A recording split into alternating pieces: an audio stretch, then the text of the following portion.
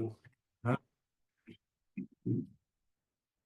right, good morning. I'd like to welcome everyone to the Atchison County Commission meeting for Tuesday, December 17th. I'd like to call the meeting to order. We do not have invocation this morning. Please stand and join me in the Pledge of Allegiance. I pledge Allegiance to the flag of the United States of America and to the republic for which it stands, one nation, under God, indivisible, with liberty and justice for all. Okay, public comment. Being none. Right, we have 4 weeks of minutes this week to approve, so did you guys have an opportunity to read them? We have the four. Okay. Well, stop me if we need to take time to read one, but right now I'd look for a motion to approve the minutes from November 19th, 2024. So move.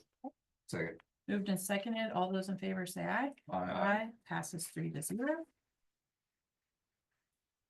Look for a motion to approve the minutes from November 26th, 2024. Second. Moved and seconded. All those in favor say aye. Aye. Passes 3-0. Look for a motion to approve the minutes from December 3rd, 2024. Second. All right, moved and seconded. All those in favor say aye. Aye. Passes 3-0. You need a second for the 10th. You're good? That was a short one. It was easy. Okay, and then I would look for a motion to approve those from December 10th, 2024. So. Second. Moved and seconded. All those in favor say aye. Aye. Passes 3-0. All right, perfect. Commissioner comments. Commissioner Rivas? I'm just gonna wish everyone a Merry Christmas. No other comments. Commissioner Arnold? Okay, I want to thank everyone that participated in making the county Christmas party a big success. I attended and it was, I thought it was well attended, excellent food. And so I know a lot of hard work went into that, so I want to thank everyone that was involved with that process. And also want to congratulate our outgoing Register of Deeds, Shelley Campbell, for her retirement. Official day was yesterday, was the last day, and so I was able to make that and well attended as well. Awesome. So last Friday, I joined leaders from Atchison County for a Benedictine breakfast, and it was really nice to get together and visit about the community.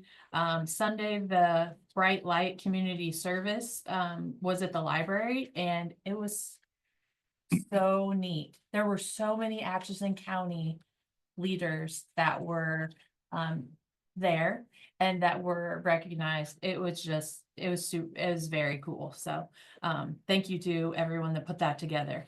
I also had congratulations to Shelley Campbell on an amazing career, and I wanted to welcome Blair Burton. She is our new, she'll be sworn in today, but she is going to be the Register of Deeds, and today is her first day. So welcome to her.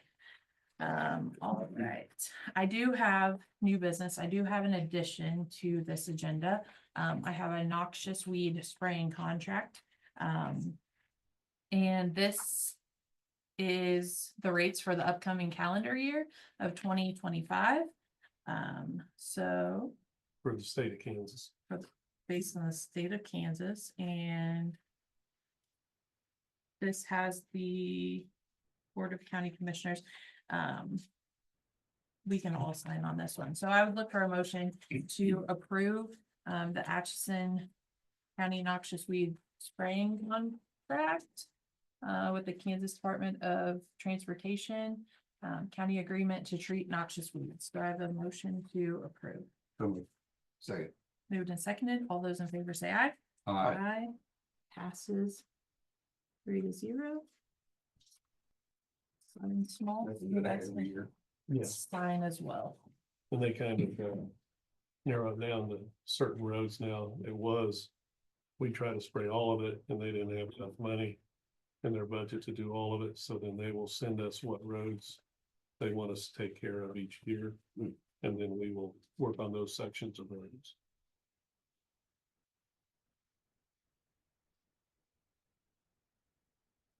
Thank you.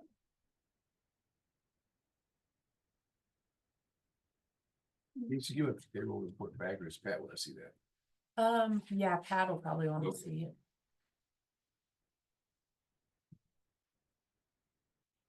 Okay, next we have Mark Seltner, Finance Director, with the 2024 Budget Amendment hearing. Morning.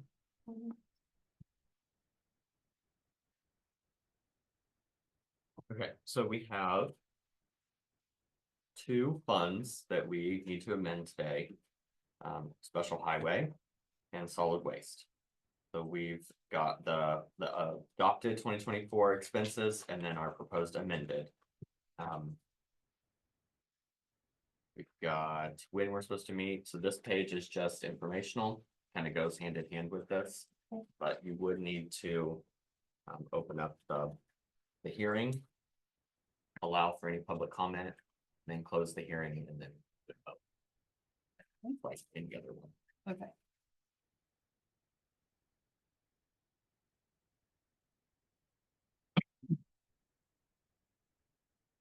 Okay, do I need a motion to open and close? Yes. Okay, so I would look for a motion to open the budget hearing for a 2024 amendment.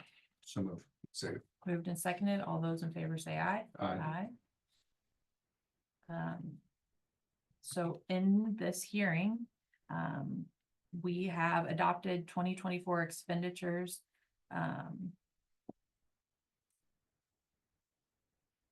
For special highway. Correct. Of 500,000.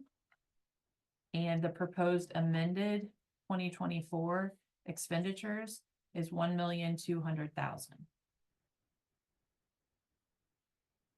Correct. Okay, So we have it set at 500,000 is because that is the only money that we receive from the state. So we get in 500,000 and we say we're going to expense 500,000. We can't ever in good faith say we're going to expense more than what we received in that year. However, that when we set the budget for that, that does not encompass any extra money that's sitting in that fund. So that fund could have a balance. We just can't account for that at the budget time. So they can spend what they have in there. We just can't go over the 500,000 for the budget. So that's why we have the amendment to allow us to exceed that. okay. Because there was funds in that fund. So, and were any of those funds the 660? Yes. Okay, Correct. okay, thank you. Because I'm like, this is a big difference, but the ARPA money that we put Right. of 666,000 went to this. Okay, thank you for that clarification. All right, so then the solid waste adopted 2024 expenditures was $1,047,111. Proposed amended 2024 expenditures is $1,347,111. Yes, so the difference for that is there was the solid waste construction of the scale house and the buildings out there. It was supposed to be completed in 2023. We received the last two invoices in 2024, which we didn't expect to be in that budget. But when we received them in 24, it was past the date to use them in 23's budget. So the difference would be those two payments. They didn't cost anymore. It's just in a different budget year. Right. Okay, perfect. Thank you for helping explain that. So the summary of amendments, adopted 2024 expenditures of 1,547,111. Proposed amendment is the actual 2024 expenditures of 2,547,111. I would look for a motion to close this budget hearing. Did we ask for public comment? Was that part of it? You should probably ask. Yeah. Okay. Do we have any public comment? Maybe that's. Hi. Oh, Oh, All right, seeing none, I would look for a motion to close the certificate of budget hearing. second. Moved and seconded, all those in favor say aye. Aye. Passes 3-0, so. Notice of budget hearing, we can just vote on this. Mhm. Okay, perfect. So I look for a motion to adopt the amendment certificate for calendar year 2024 as discussed in our budget hearing. So moved. Second. Moved and seconded. All those in favor say aye. Aye. Aye. Passes 3-0. Thank you. Thank you. So we will have the county clerk sign off on that, and then those forms will get submitted to the state of Kansas as our amended budget. Okay.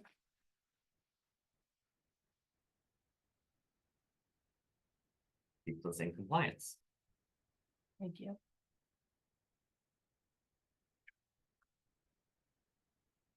Keep the auditors happy, right? Yeah. Back in here. I'm sorry, Keep the auditors happy. that's right. No fines, no penalties. That's good.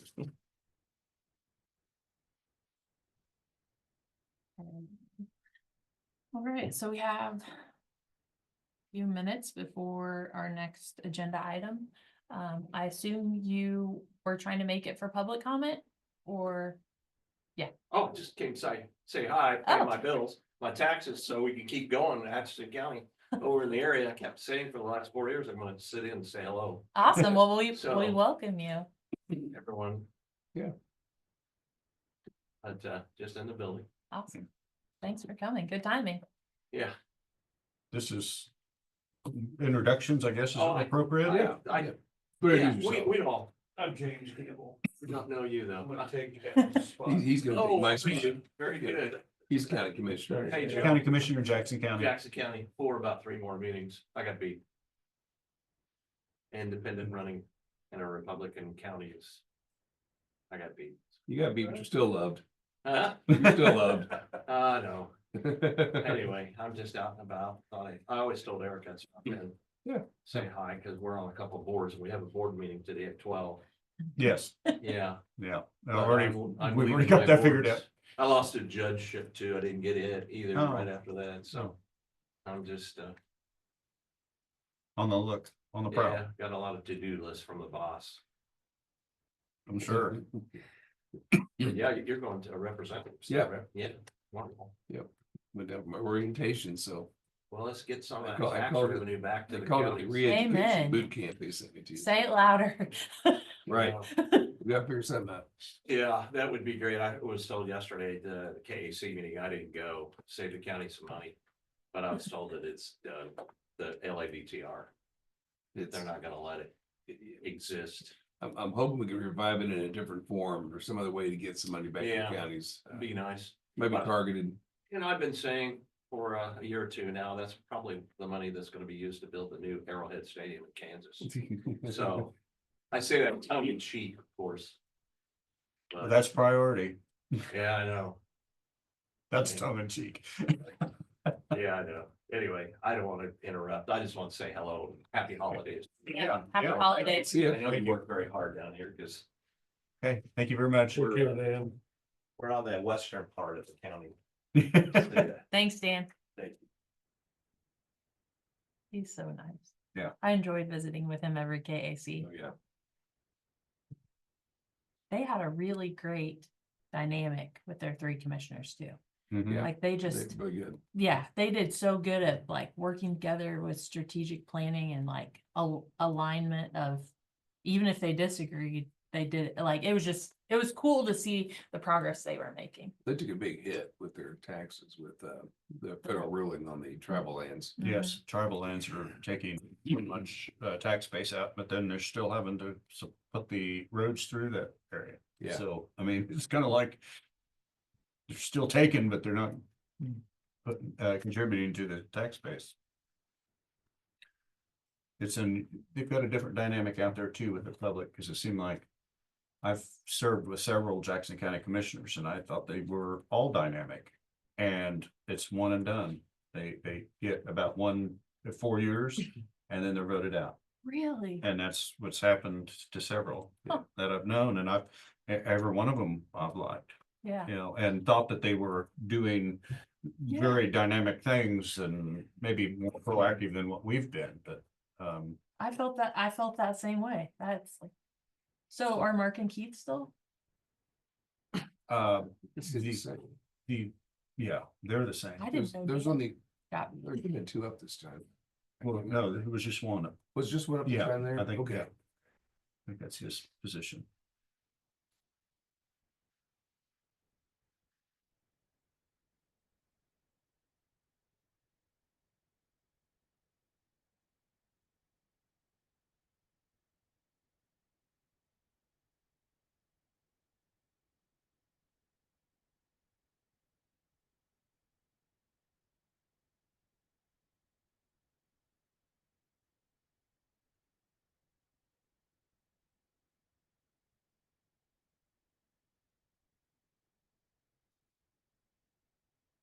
Bill? Hi, how are you?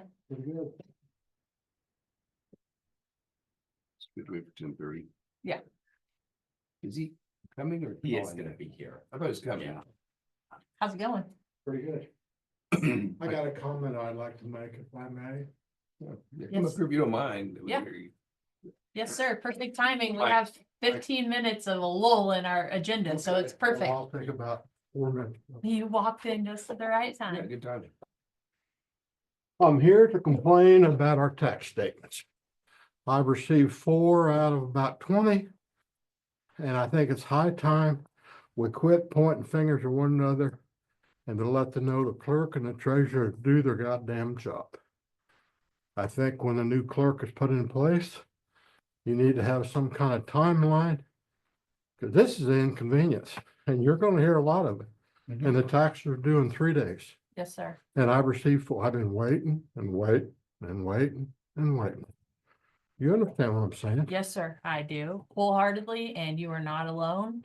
It has been an issue and it Well, the needs, last it must 5 be years have addressed. been, I know at least 2 screw ups. One time they sent out 2 sets with wrong numbers and people thought they had to pay both of them.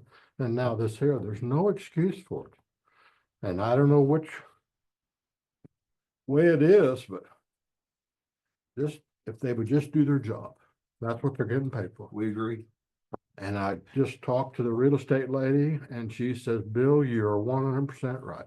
She said, go talk for all of us in the community. Yes, sir. So you're gonna hear that a lot. Well, I appreciate you being willing to come down to our meeting and speak in a public forum because it's an issue. And not only are people seeing increases, but they're seeing them last minute Yeah. with the panic of how am I gonna do this in 3 Well, if you days? got 1 or 2 statements, but if you got over 20, I'd like to see why they're going up and which ones went up and which ones stayed the same and look them over to make sure that I've received them all, but I haven't heard so many, until I heard one yesterday about not getting all of their statements. So I don't know whether that's a area problem, like in different areas or different, if there's any pattern to that, because I that's, think it's just the No. note system. I I agree. mean, I think yeah, so. I don't want Yeah, to so get second of all, you got them over 3 days. Things get trickling in. ours all came. the this same is all I've got. I probably got over 20 settlement sheets. Yeah. Excuse me, I got 2 more. I got 4. That's it. Oh, yeah, there's lots of them. The other concern I'm hearing, so like I'll give you an example. One guy I talked to was, it's a lot of properties and he was leaving town to be out of the country for about a week. And he was hoping to get in time. So his question was, am I gonna get charged a penalty? And that's a good question. I mean. That should be waived this year. I don't know how to tell you to do it. Waived but- or waived. I don't know if that's a state issue or if that's a county control issue or if it's county. But then you gotta watch because people will abuse it too. Yeah. Exactly. From what I'm understanding that there's that if they were received, well, if they were sent after the 5 days before the due date, which would have been the 15th, that there would have been maybe something that would kick in to waive the penalty, but since they were Postmark postmarked, yeah, prior to. prior to, that there isn't anything we can do. No, and I know, I mean, the treasurer was reaching out to the state officials. I reached out to Dr. Effley, who was in touch with the Secretary of State, and it's just hard to make exceptions for a county that didn't. Well, I received an email, I'm not gonna say from who, but they was pointing the fingers the other way, and I thought, back then. This Well, is not good. But the problem is regardless of the pointing fingers doesn't help the taxpayer. No, that's what So I'm saying. like, They're getting we have paid to do solve their the job. problem and get the work done, like, That's right. period. Like, 100% agree. it can't, I mean, accountability doesn't matter what it looks like or who it looks like. It's accountability to get the job done, because at the end of the day, the taxpayers are suffering and it's unacceptable. Well, I wouldn't say it's suffering, but it's just an inconvenience. I like to look over my papers and. I know the bill's coming. We all- The folks, Yeah, well, the folks that are going out of the country that come back with penalties, that's a suffering. And I think there's an unfair burden there, really is. You can't, anticipate things to happen on a timeline, and the timeline didn't happen right. That's not something you can control. So Bill, you're aware that you can have them look everything up and pay. they're gonna have to, because I come in to pay. Yeah, They'll I prepare them only, out for I you. only, they only whooped me up one time, beat me up one time, and I'm done for a year. well. And yeah, hurts I've- for that, I don't wanna come Since- back. Since we're having this discussion, we ought to maybe, for those that are having a problem if you've got all your statements, you can take them and put them in the Dropbox in front of the courthouse. As long as they're received before midnight of the 20th, they will be accepted, with no penalty. So if you come on in, try to get them paid. If you don't have all your statements, they can surely work with you at the treasurer's office to look up the ones that you don't have. If you would have a listing of how many statements you have, and maybe you've only received 2 or 3, that helps for them to know how many they're looking for. So any information you can bring, please do. We'll try to work with you. Okay, thank you. Thank you, sir. Keep up the good work. Appreciate you. Tubes look good, but boy, I question if I don't carry enough water. We're putting Is that concrete over the top of Okay. them, so if it doesn't, the water will run over. I've seen that water from side to side and up to the top of that bridge.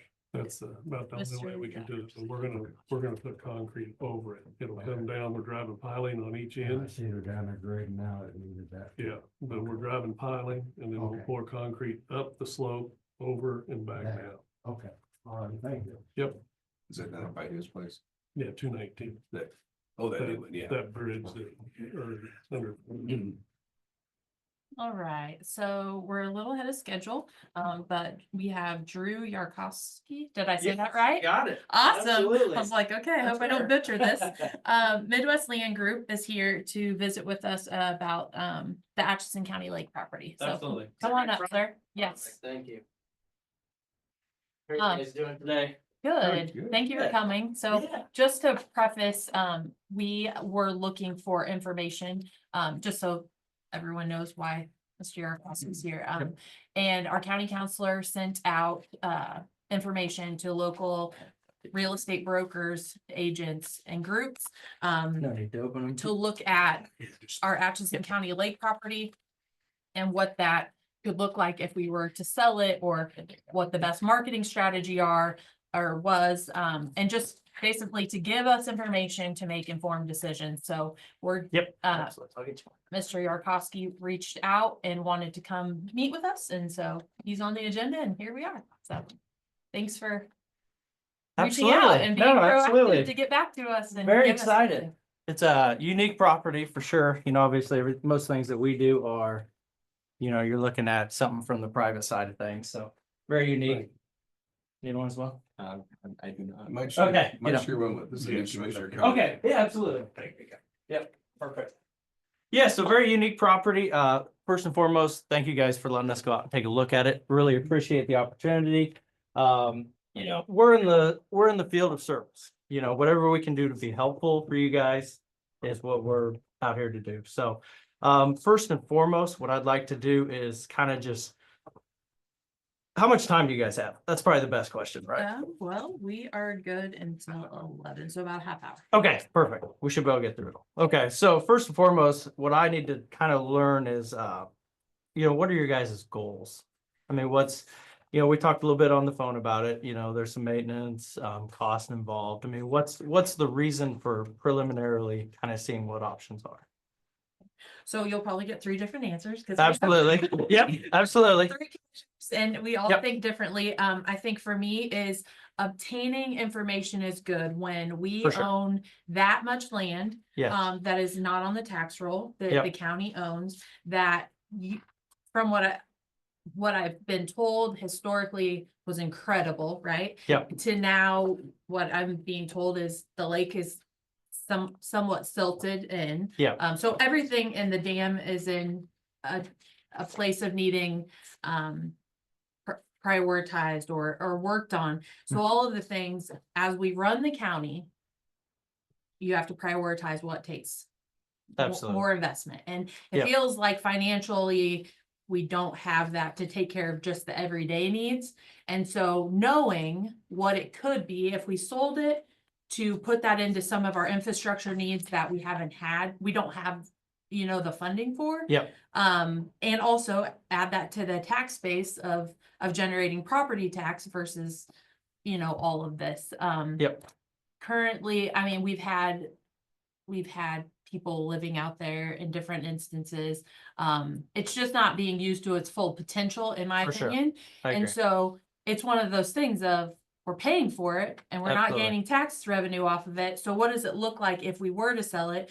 What's the prediction of revenue? And then how does that help us move forward with some of our road or bridge needs Yeah. that we can't afford right now? So that's kind of in a nutshell Okay. my head, but I'm a weighing the pros and the cons kind of person. Absolutely. So without information, I can't make informed Yep. decisions. So that's why I think it's important to get the information from professionals. Yes, To absolutely. see even what it looks like.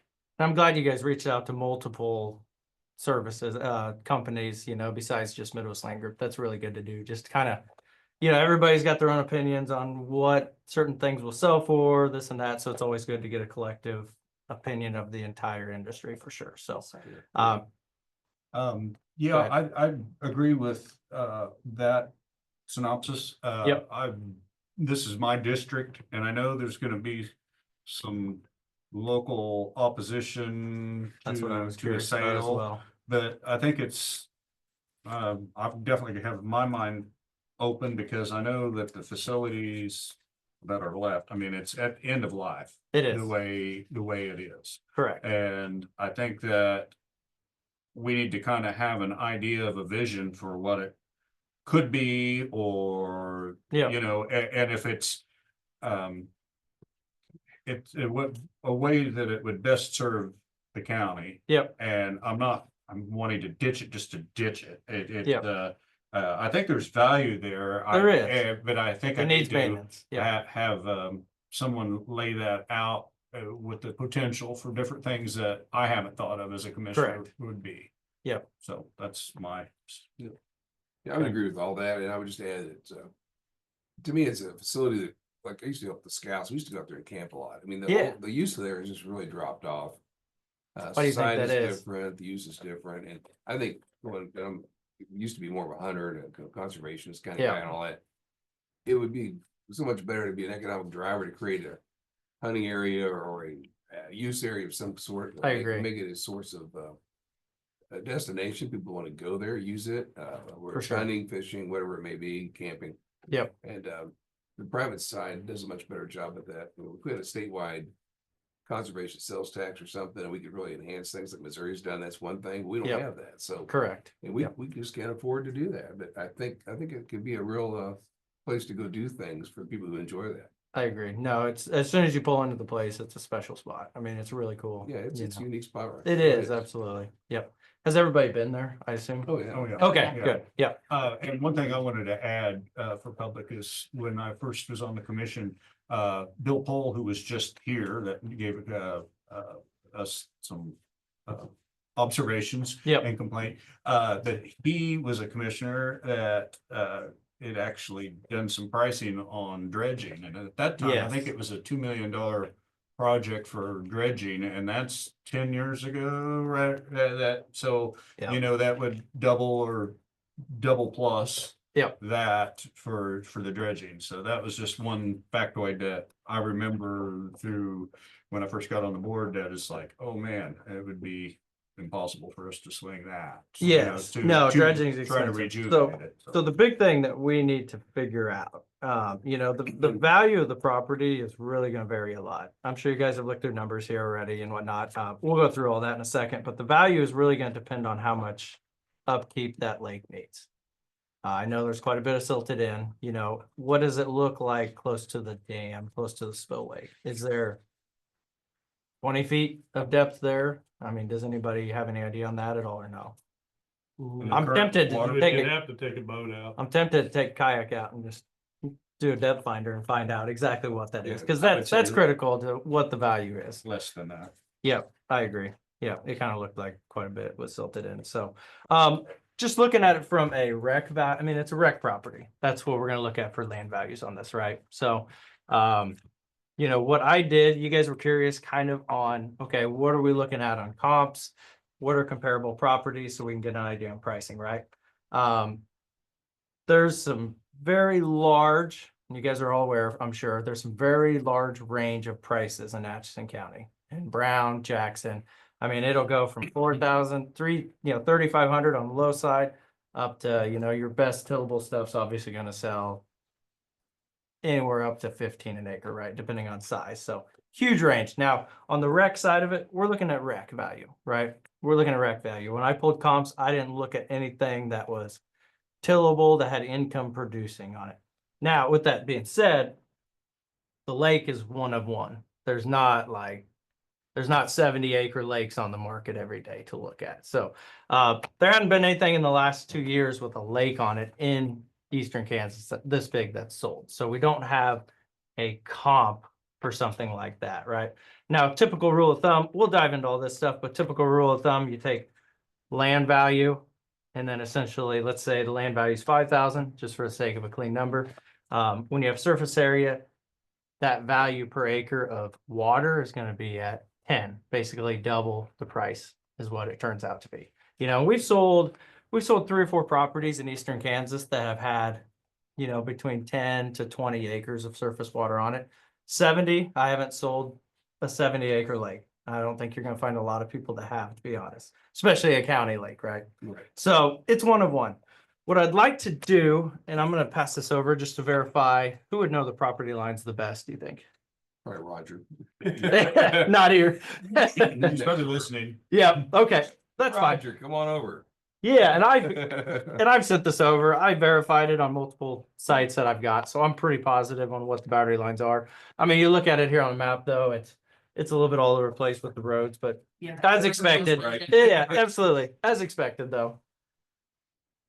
So what I like to do before we dive into pricing or anything like that, what I like to do is go over a quick property checklist. That gives me a little bit more information about the property, about, you know, a little bit of the history of it. Super helpful on my end. So any idea when the property was purchased? What year?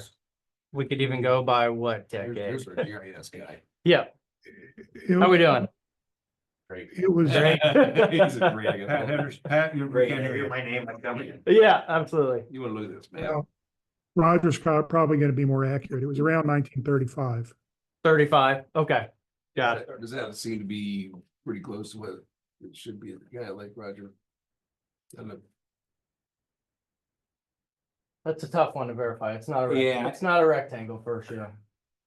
I don't know, I'd have to go look, it's described in several pieces It because is. There's falls like in 7 or separate 8 quarter different sections. parcels. Yeah. and so it's like Yep. different pieces of property, but it'd be real easy for us to verify. I didn't have any discrepancies when I was looking on multiple sites. Okay. So that's usually. We can give you good a- indication. We can give you a lot of very good data. Yep, absolutely, no problem. So utilities available on the property. There's obviously well water, correct? Rural water. There is rural water as well. Okay. That's located there by where they, at the west entrance. Yes. Okay. Is it throughout or is it just at that one site? There's a meter when you come through the west entrance and you Yeah. come up to where the house used to be, there's a Mhm. hydrant there. Okay, By yep, that saw hydrant that. is the meter, but that hydrant's not hooked up. There's a leak Okay. between those, but we. On the north side there? Yes. Yeah, We okay. use a water meter when we're spraying. Got it.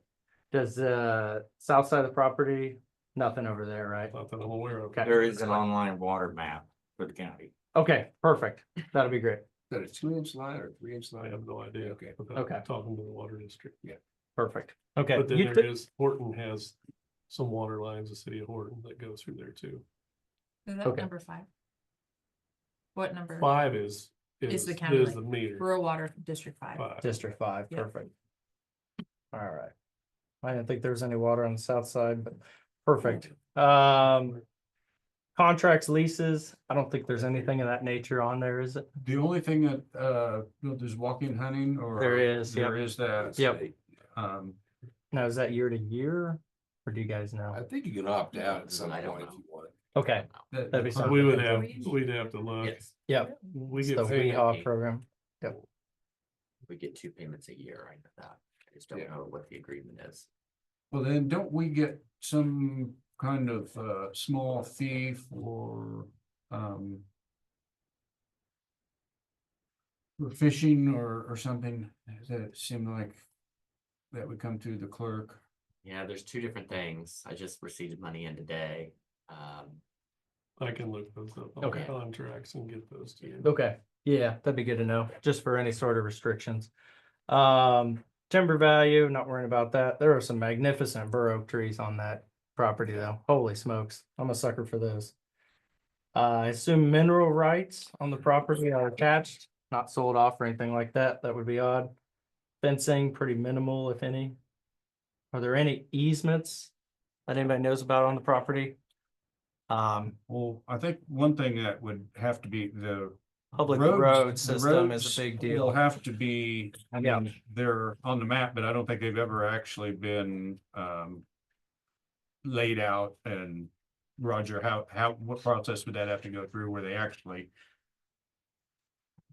plat them? We've not absolutely stated what would have to be done, but Yeah. the old roads went through it. They just relocated them, Mhm. relocated them around it. Now, in accordance with KDOT, the new location is the roads, but they certainly need to be surveyed and located. Yep, okay. That's my other question. Has it been surveyed? I mean, It is not. recently, okay. We just found plans that were in the attic that were from 1942 or something. Oh, no kidding. So on some of the original stuff. Yep, Well, okay. Perfect. Any improvements over the years out there? I mean, a lot of the. Seems like, keeping obviously the roads in decent condition, but as far as any other improvements, I don't think there's been much recently, right? Yes. Okay, Mhm. perfect. All right. That should work for that. That's always nice to go through. So what I did for comps, basically what I did was a 30-mile radius from the property. At the 30-mile radius, properties that are active, sold, and expired within the last 365 days. As most of you are probably aware, the land market has kind of been pretty erratic in the last 5 years. I feel like we're getting to a pretty stable point, which is great. So basically what we do the last 365 days, we're looking at properties that have sold. We're looking at like-kind properties. I'm not looking at class 2 tillable properties up in Brown County. That's not a comp. That's kind of apples to oranges, right? So we'll dive into all those numbers in a second. What I do think is very important, we got about 10 minutes here, is to go over, this is called our listing presentation. So what this does is gives you guys a very good idea, and I'll try to kind of keep everybody in the loop here, but gives everybody an idea of what to expect from us, right? We can talk about numbers, we can talk about pricing, all that stuff, but I think what's really critical is to tell you guys what services we provide and what to expect if you do choose to do business with us. So always nice to kind of know eyes wide open what you're getting into and what you're getting out of us. So a little bit about Midwest Land. Is everybody here familiar with Midwest Land Group or not? No. Haven't heard of us? Okay. I've heard of you, but I just Yeah. have not had any experience or. Okay. Absolutely. So in this presentation here, and I'll try to kind of show everybody the best I can, but in this presentation here, we're going to talk about the company and people that make up what we call the Midwest Land Group difference. So we're going to talk about our professional photography, our marketing skills, and our online presence. We're also going to touch on our local, regional, and national team of experts. We're going to touch on having the right tools for the job. So we don't specialize in the residential industry at all. We don't sell houses in the middle of town or anything like that, because really land and houses are totally different beasts, right? So we specialize in the land business, and having the right tools for that, very important.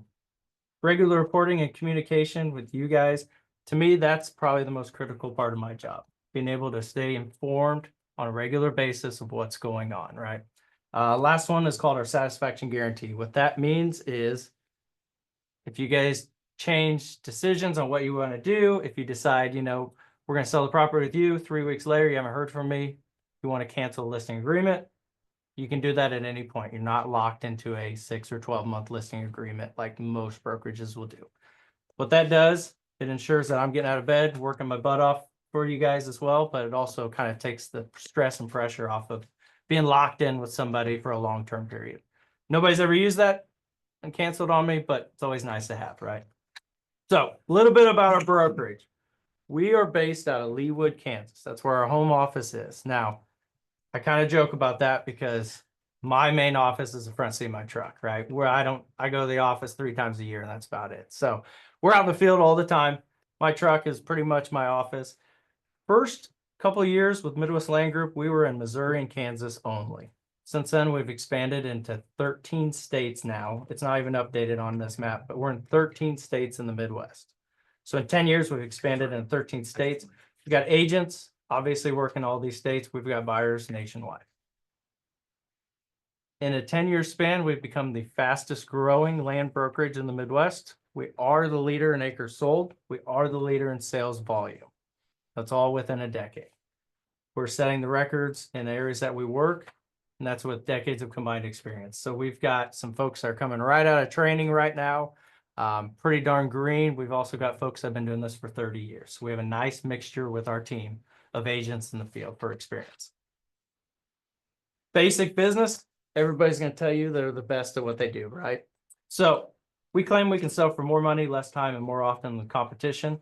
Here's some numbers that back that up right here. So average agent within our brokerage is selling 95% of list price. Compare that to another agent outside of our brokerage, we're selling 9% higher, which on a big property, that's a lot of money. We're selling 9% higher on average than our competition.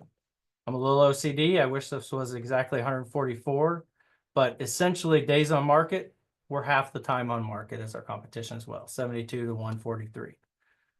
Where we separate ourselves is all of us are full-time agents. Nobody has part-time jobs. Nobody, I mean, to be honest, we don't have time for that, but all of us do this 9 to 5. This is what we all do for a living. So average agent outside of our brokerage, probably selling 2 or 3 farms a year, 677,000 in sales volume. Now, sales volume for our average agent is 11.1 million. So tell me, that's total sales volume properties that the average agent sells within the brokerage. Next page, this is a very important page here. I want to introduce you to some of the brokers and associate brokers within our brokerage. So these are first 2 guys here. This is Brian Kraft and Steve Mott. These 2 guys actually started the brokerage. So they're both brokered in the state of Kansas, which is a huge benefit to agents in the field like myself. We've also got Joey Papura and Shay Haddock is another one that just got his associate brokerage license as well. So I have, being an agent in the field, I've got 4 guys with a wealth of knowledge that if anything comes up, I can reach out to them, get an answer in a timely manner, right? Typical brokerages, you got a 8 o'clock to 5 o'clock hour, Monday through Friday. I can reach out to these guys at any point, Saturday evening. If I have a question, we need it resolved in a timely manner, we're going to get that answer. I don't know if I've ever even heard Shay's voicemail, to be honest. So wealth of knowledge, especially for all of us agents that are out in the field. Next page is here. These are all, and there's a lot. These are all the agents that are with Midwest Land Group. So we're a little different than other brokerages in the fact that we do seller's agency. What that means is everybody with a license in the state of Kansas for Midwest Land Group represents you guys. So it's not just me that would be going to work for you guys. It would be Shay Haddock. It'd be David Brothers. It'd also be Andy Anderson, Joel Taylor, Nate Flynn, you know, some of the guys I work with here in Northeast Kansas. Trent Siegel does quite a bit as well. So we all work together as a team. The beauty of that is you're not hiring one person to go to work for you. You're getting in Northeast Kansas, you're going to get about 12 or 13 of us that work that area. So the beauty of that is if I'm out of town for the rare instance on a Saturday, family vacation, somebody calls up, says, hey, I want to look at this county lake property today. I can call up Andy. I can call up one of the other guys. We all work together to assist in a timely manner.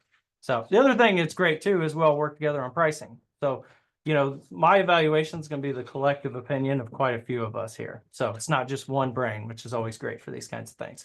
A lot of agents here, obviously. Like I said, we all work hand in hand. We all talk every day. So you're not, Midwest Land Group is a team that you'd be looking to hire versus just one real estate agent, one individual. And then, of course, alphabetically, Yarkowski, last but not least, right? So a little bit about us. How do we sell for more money than anybody else in the land business? It's no different than when you go to the grocery store. Campbell's soup sitting on the shelf right next to Best Choice, right? How does Best Choice and Campbell's have such a difference in pricing, and how can Campbell's charge almost twice the price? Reputation. Reputation. Yep. It's the branding and it's the marketing.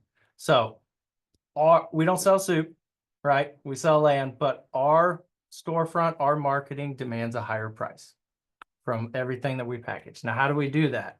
We're not selling cans of soup. We're selling land. Starts with our professional photography. So here's just kind of an example of what some of the photos, basically in a nutshell, we go out at the first hour light, last hour light, we're taking high quality photos of the properties that we sell, right? You know, we're not going out there. We actually have 3 full-time guys that all they do is take photos for us. They do magazine quality photos. And the beauty of that is you're getting the absolute best marketing that you possibly can. Now, we take our high quality photos. If you open your folders, I have given everybody on the left side an example of what each of our properties look like. So property booklet. Some of you are going to have Donovan, some of you have Jefferson, some of you have Atchison. So I put a mixture of in there just so you guys can see how we package each individual property. Now, the county lake property would be an incredible one to have on this, right? I mean, we could highlight some of the most fantastic features. Having a giant lake, that's going to draw a lot of attention, right? So from a marketing standpoint, how we package our listings, each individual listing, this is a very good example of what to expect from us.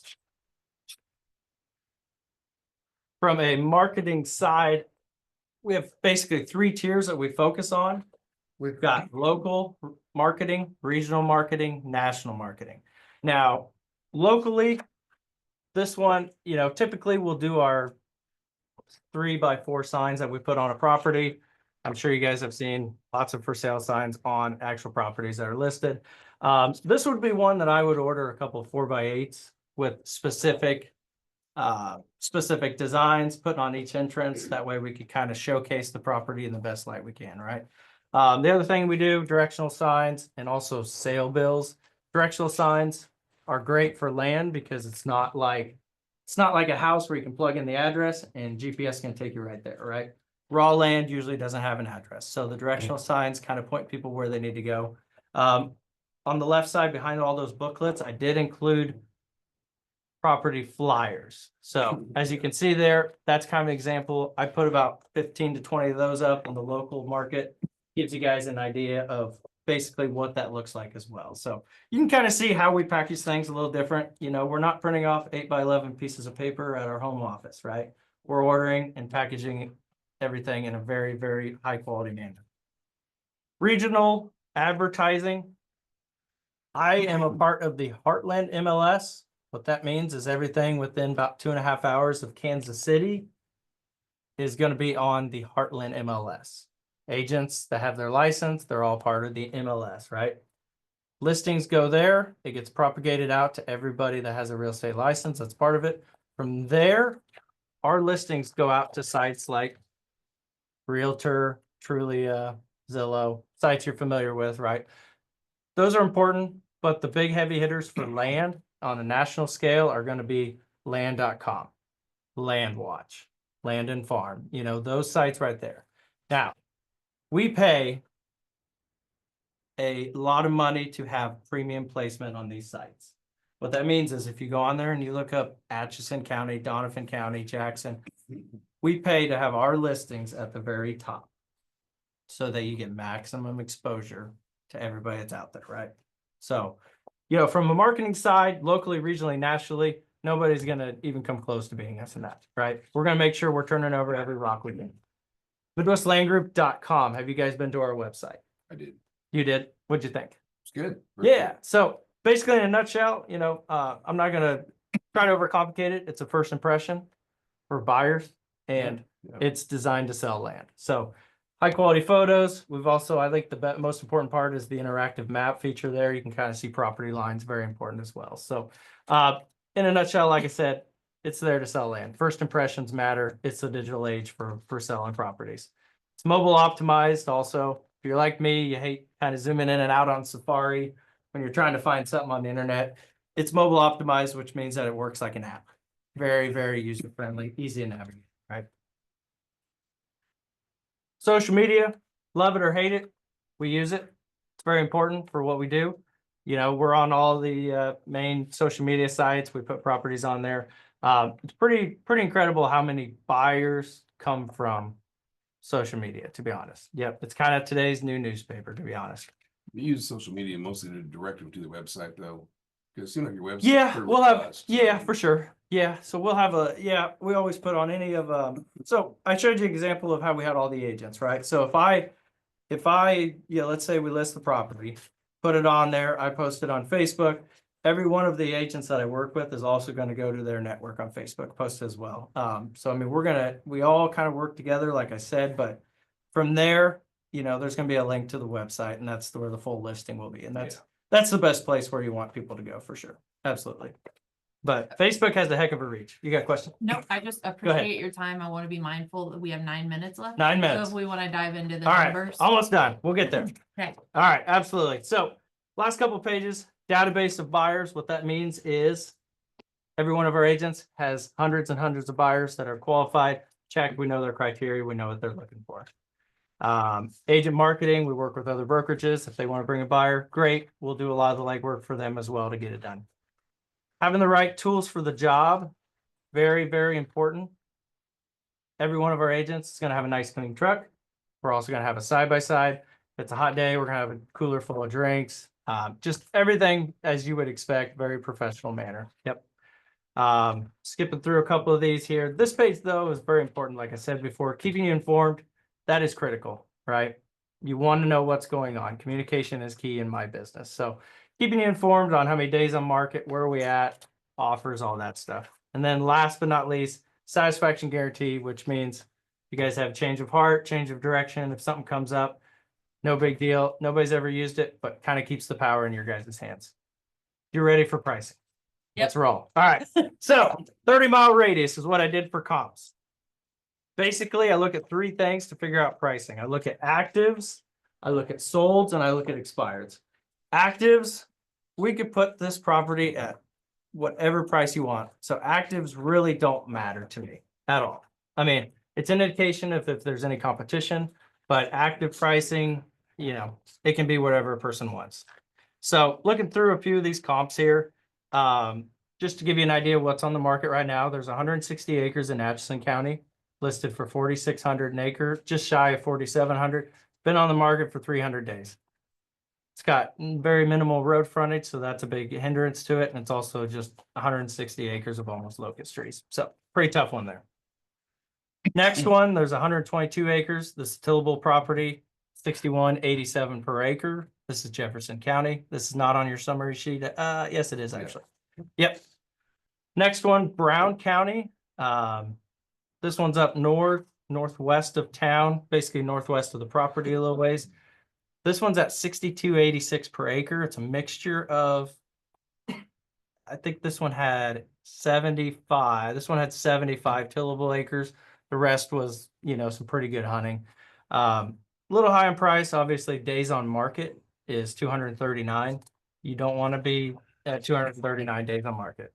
Last one here is Jackson County. It's 184 acres. This one's got 60 tillable acres, 184 days on market. They're at 53.75 an acre. So Actives, a little all over the board, and they usually are, right? It's not an indication of what the market is.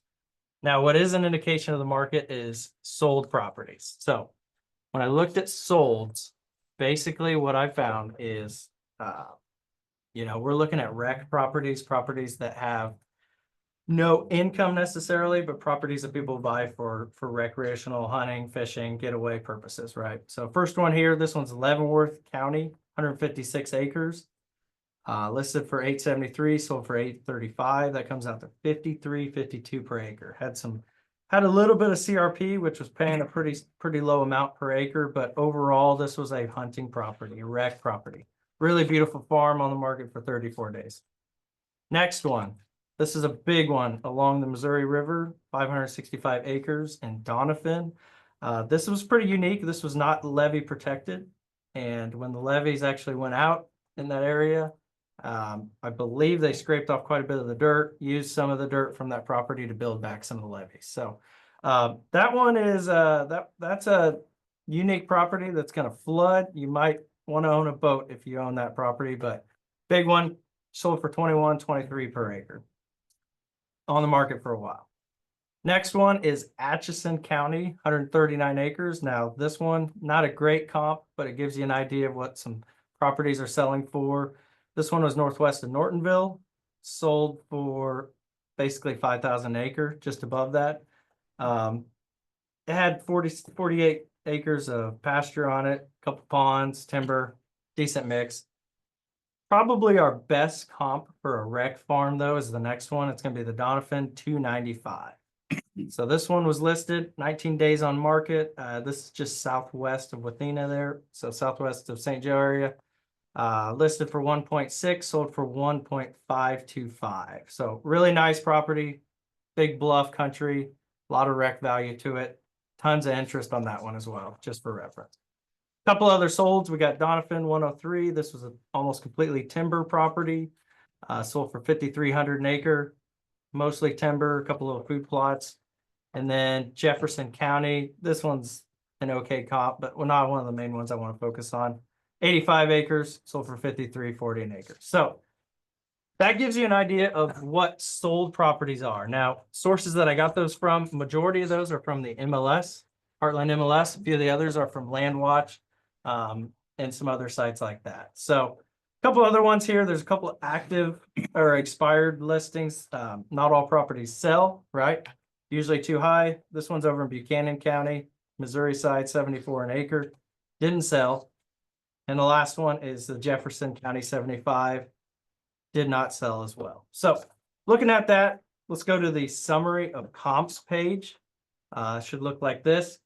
This gives you guys an idea, okay, what is fair market value, first and foremost, of rec value in this area? So got all the comps. You look at price per acre on the solds.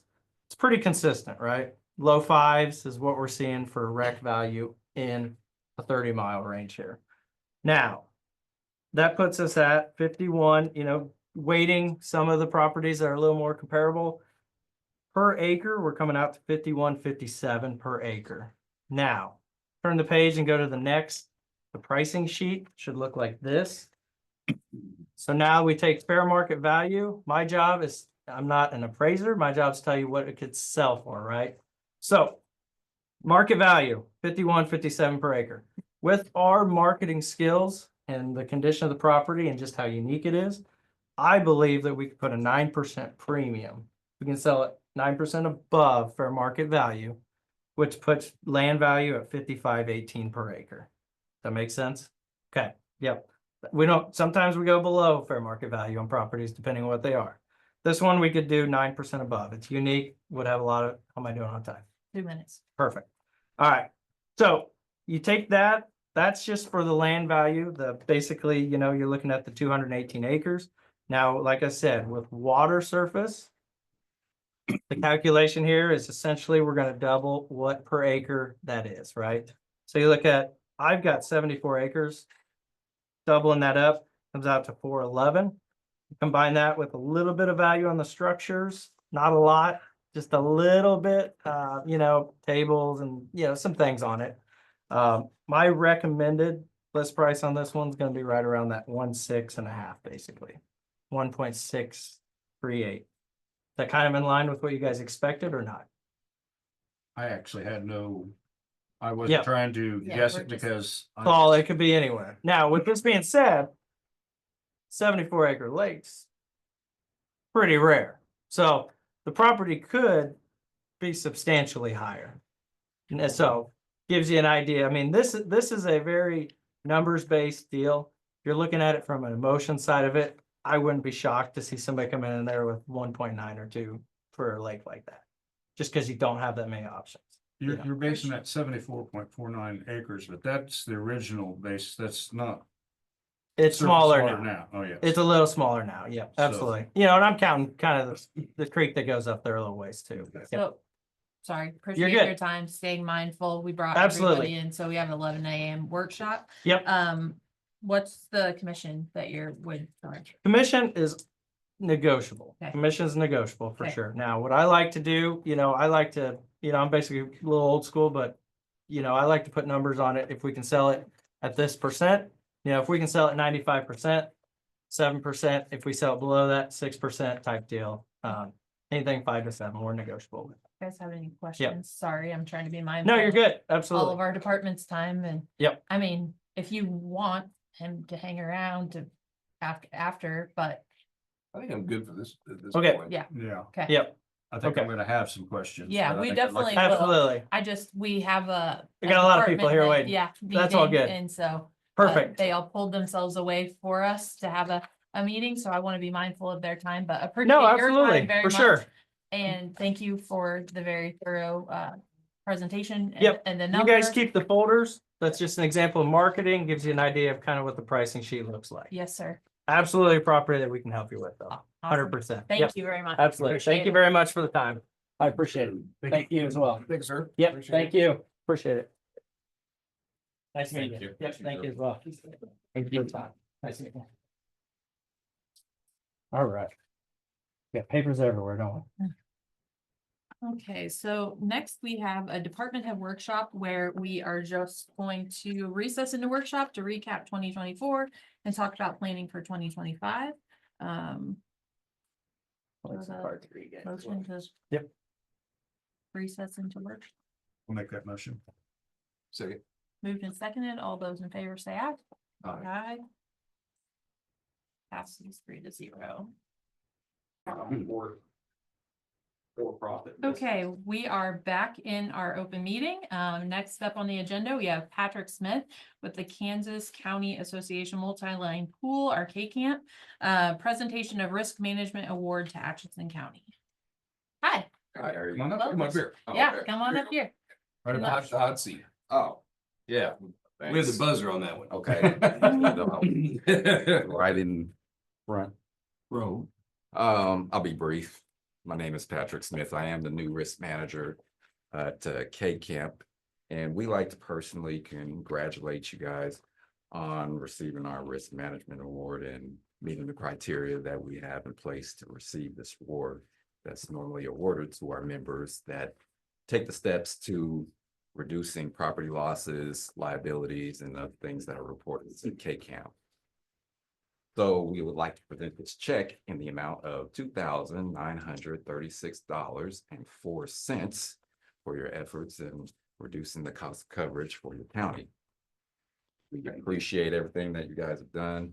We also will thank the staff that have coordinated or organized the trainings and meetings, building inspections, and things of that nature to receive this award also. Appreciate your due diligence. You guys have any questions for me? No, thank you very Yeah, much. thank you. Appreciate Thank it. you so much. All right. Appreciate it. Thank you. Thank you. very much. Okay. Good day. Thank you. Okay.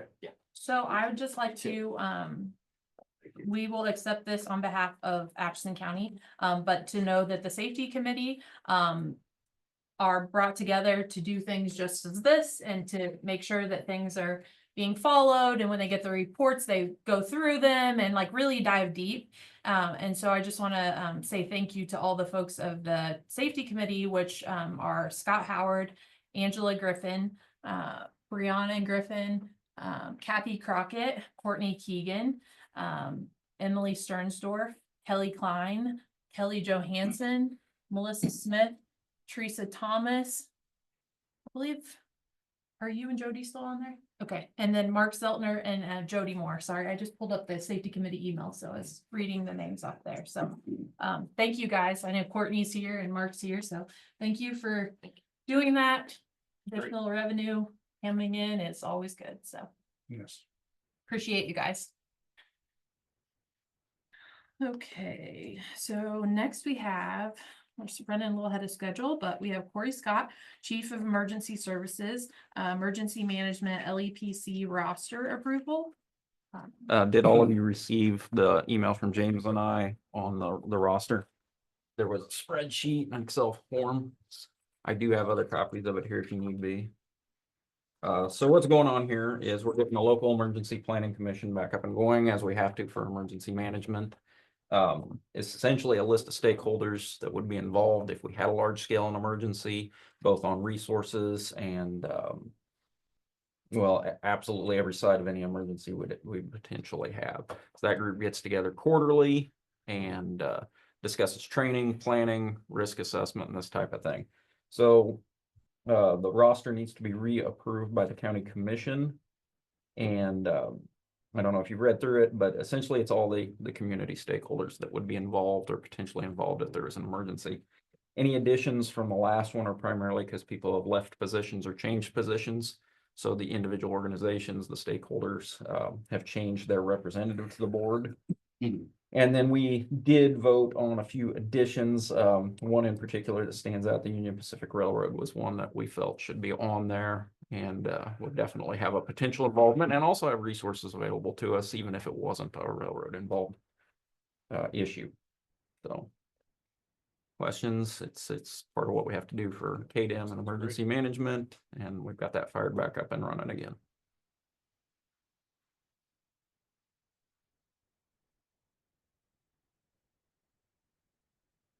Remind me, the LEPC is, Local Emergency Planning Commission. okay, so I'm putting that on because we had talked about adding that to our committee for our organizational meeting in January. So I just want to handwrite that on here so we don't forget. And currently, Ms. Quinn is the county commission representative to that. So. Just wanna Who make is? sure we- Ms. Quinn. I- So I'll just make sure we get that added. And then, so does this fall under James Stewart primarily? Correct. He wasn't available today due to court. So this is Right. kind of me being second in command and covering for him just making when he sure. has his law enforcement duties. So that's why I'm presenting it today as opposed to him. Sure. And I do believe it would require a vote from you to approve it. So I'm going to apologize. I printed this one out this morning. It is missing the very bottom line and I changed every margin and everything I could to get it to print. So when you finalize it and put it in meeting minutes, Mr. Ryan Hermer, the last line is missing off that, but it is on the one I sent you in email. Yeah. Okay. Oh, okay, here. So Okay. that one probably shouldn't be entered as official record. I can fill that in. Okay. And I've got it right here, so. I cannot figure out why I couldn't get his name to print off because I printed it directly off the ones I sent you. Okay, so we have a copy of the updated roster for the local emergency planning committee. I would look for a motion to adopt the roster as presented by our emergency services chief. Second. Moved and seconded. All those in favor say aye. Aye. Aye, passes 3-0. Can you throw the date on there too, Eric? We just write the date at the top, so we have that. Mr. Hermer was added as the rural fire chief representative and the class 3 city representative as the mayor of Lancaster. Congratulations, by the way, you were one of the bright lights of Atchison County. Yes, I was unfortunately out of the county for the weekend. We'd already made plans. Mr. Hermer was too. There's many rural Yeah. fire chiefs. I and it did was reach neat. out to their pastor and Yeah. got a very nice reply despite my lack of attendance. So it was very nice. I'm putting everything on.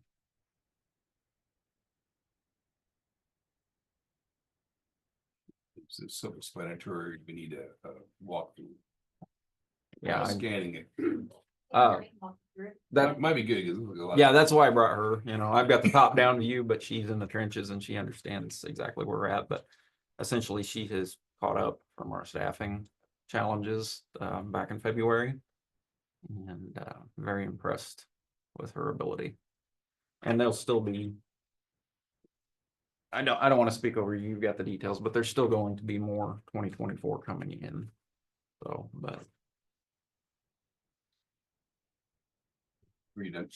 yeah, that's all I had for emergency I management. have a question for you. Yes, sir.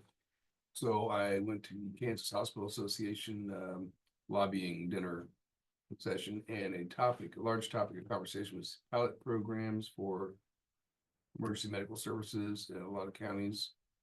Have you heard anything about that? Very, very little. Okay, so maybe we can talk a little more once I know more, Mm-hmm.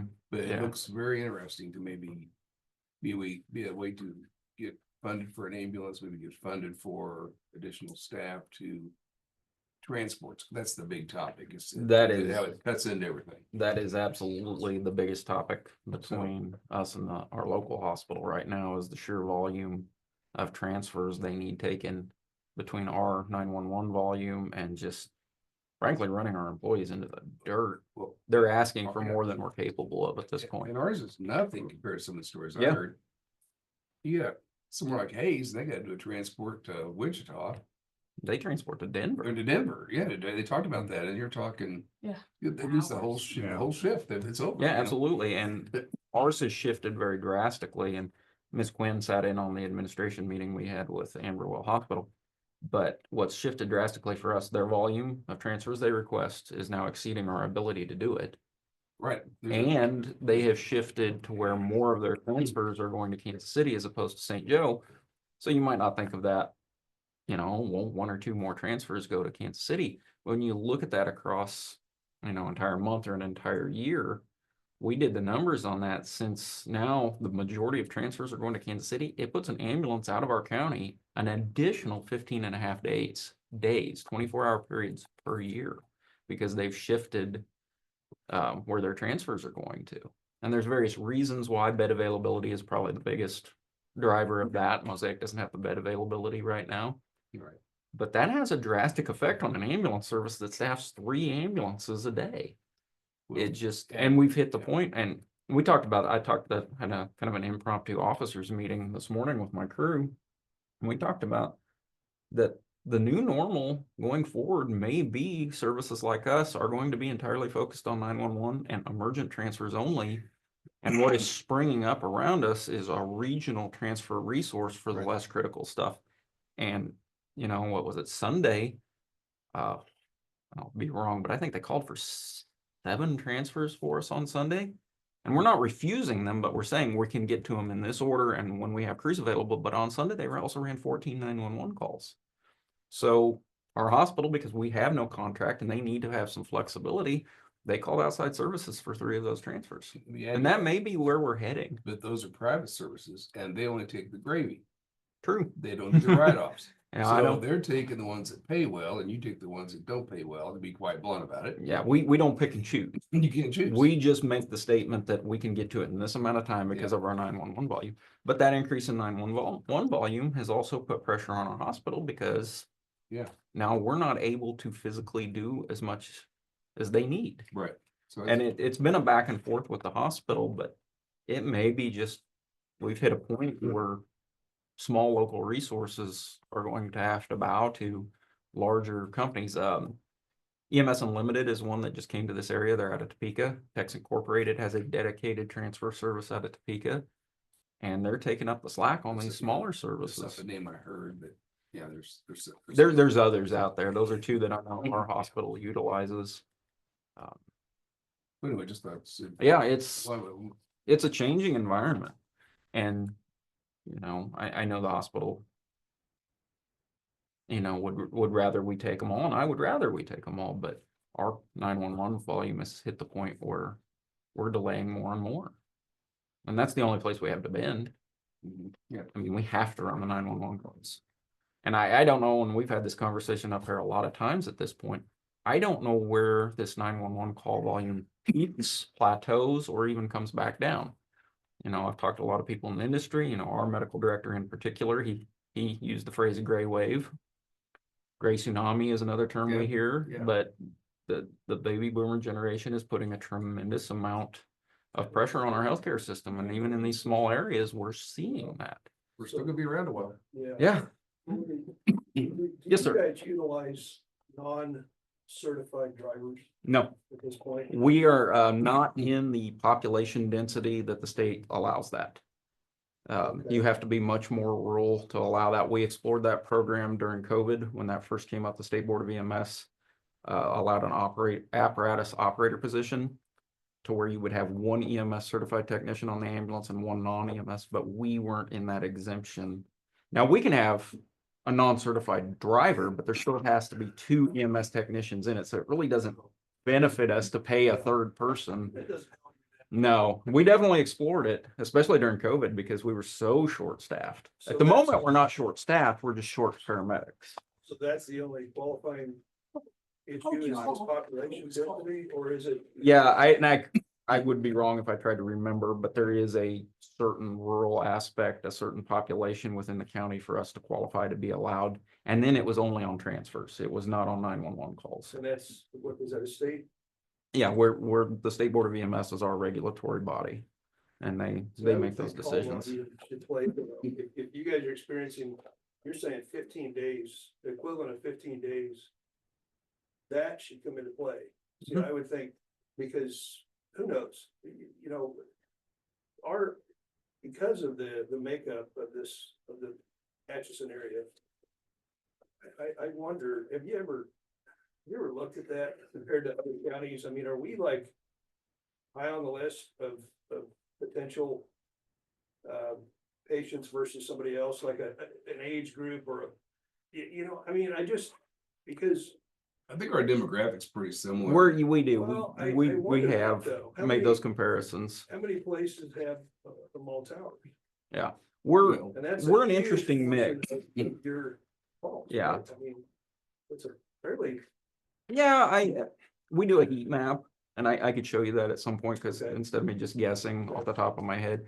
But yeah, we definitely do a heat map, but mall towers, we have a high percentage of nursing homes in this community. well, and that's what I'm getting at, Corey, is Yeah. that are we at a higher threshold because of those elements? Yeah, it And- absolutely has to factor in. Okay, But when we say the call volume's up too, what's really interesting, it's every category of calls we run is up. Trauma's up, respiratory distress is up, lift assists are up. Standbys kind of run about the same. We peak in football season on standbys, but our fire standbys run pretty steady and that type of thing. But it's been really interesting. It just keeps growing. Since you're going to be the new commissioner coming in 2017, we ran 1,850 calls. When we left the station today, they were at 2614. And 2614 is already 109 more than we ran last year. Or no, 105 more. I apologize, 105 more than we ran last year. It just keeps going up and up and up. And it keeps putting pressure on the budget process because you might think, oh, 100 more calls a year. But that equates to overtime, that equates to fuel, that equates to maintenance. It just adds up and adds up and adds up. So, and then when we bring more patients to the hospital, they transfer more out. That's a direct correlation. And so then we hit that point where we're just physically not capable of handling everything the hospital needs anymore because we physically only have 4 ambulances. We staff 3 of them on a given day during the day. Courtney and I try to make sure we staff a 4th one. But it's just been incredible how much the pressure has grown on the system. I have to expand services. At some point, there's a matrix, I'm sure that you. follow. Absolutely. At some point, When we first started, and if I'm killing time, No, Gert. because he needs this education. When we first started, we staffed 5 people a day. We had a shift captain and 2 staffed ambulances, and then we put an on-call person in. So if we got 2-3 calls deep, the captain could call that person in and staff the 3rd ambulance. Well, we went to 6 people a day when the call volume started getting greater and greater, and we did 5-person minimum staffing model, similar to like fire departments do. If you staff 6, you could go back to 5 as a cost savings measure. We were never able to implement that cost savings measure because we got so busy. We really needed all 6 of those people. And we're on that borderline again where we might need 7 people for shift. Put the captain back on a fly car, on an ALS equipped fly car, advanced life support fly car, and have 3 fully staffed ambulances at all time. We're really close to, when you say that matrix, to say that. But then, please don't take this the wrong way, but then the budget pressures on the other side. Every year, you know, we're asked, the phrase is do more with less, but it, you know, that's a phrase. That's it's really hard to equate that to put the boots on the ground. It really is difficult. We're not like in the business of making money, but you know. But we're not in the business of spending it flippantly. Yes, and I think that my job is to make sure that when we take a call, when we take our resources and we extend those to the public, that we're at least able to get back to, you know, ground zero. Like we're at least able to supplement the wear and tear of our vehicles, our people.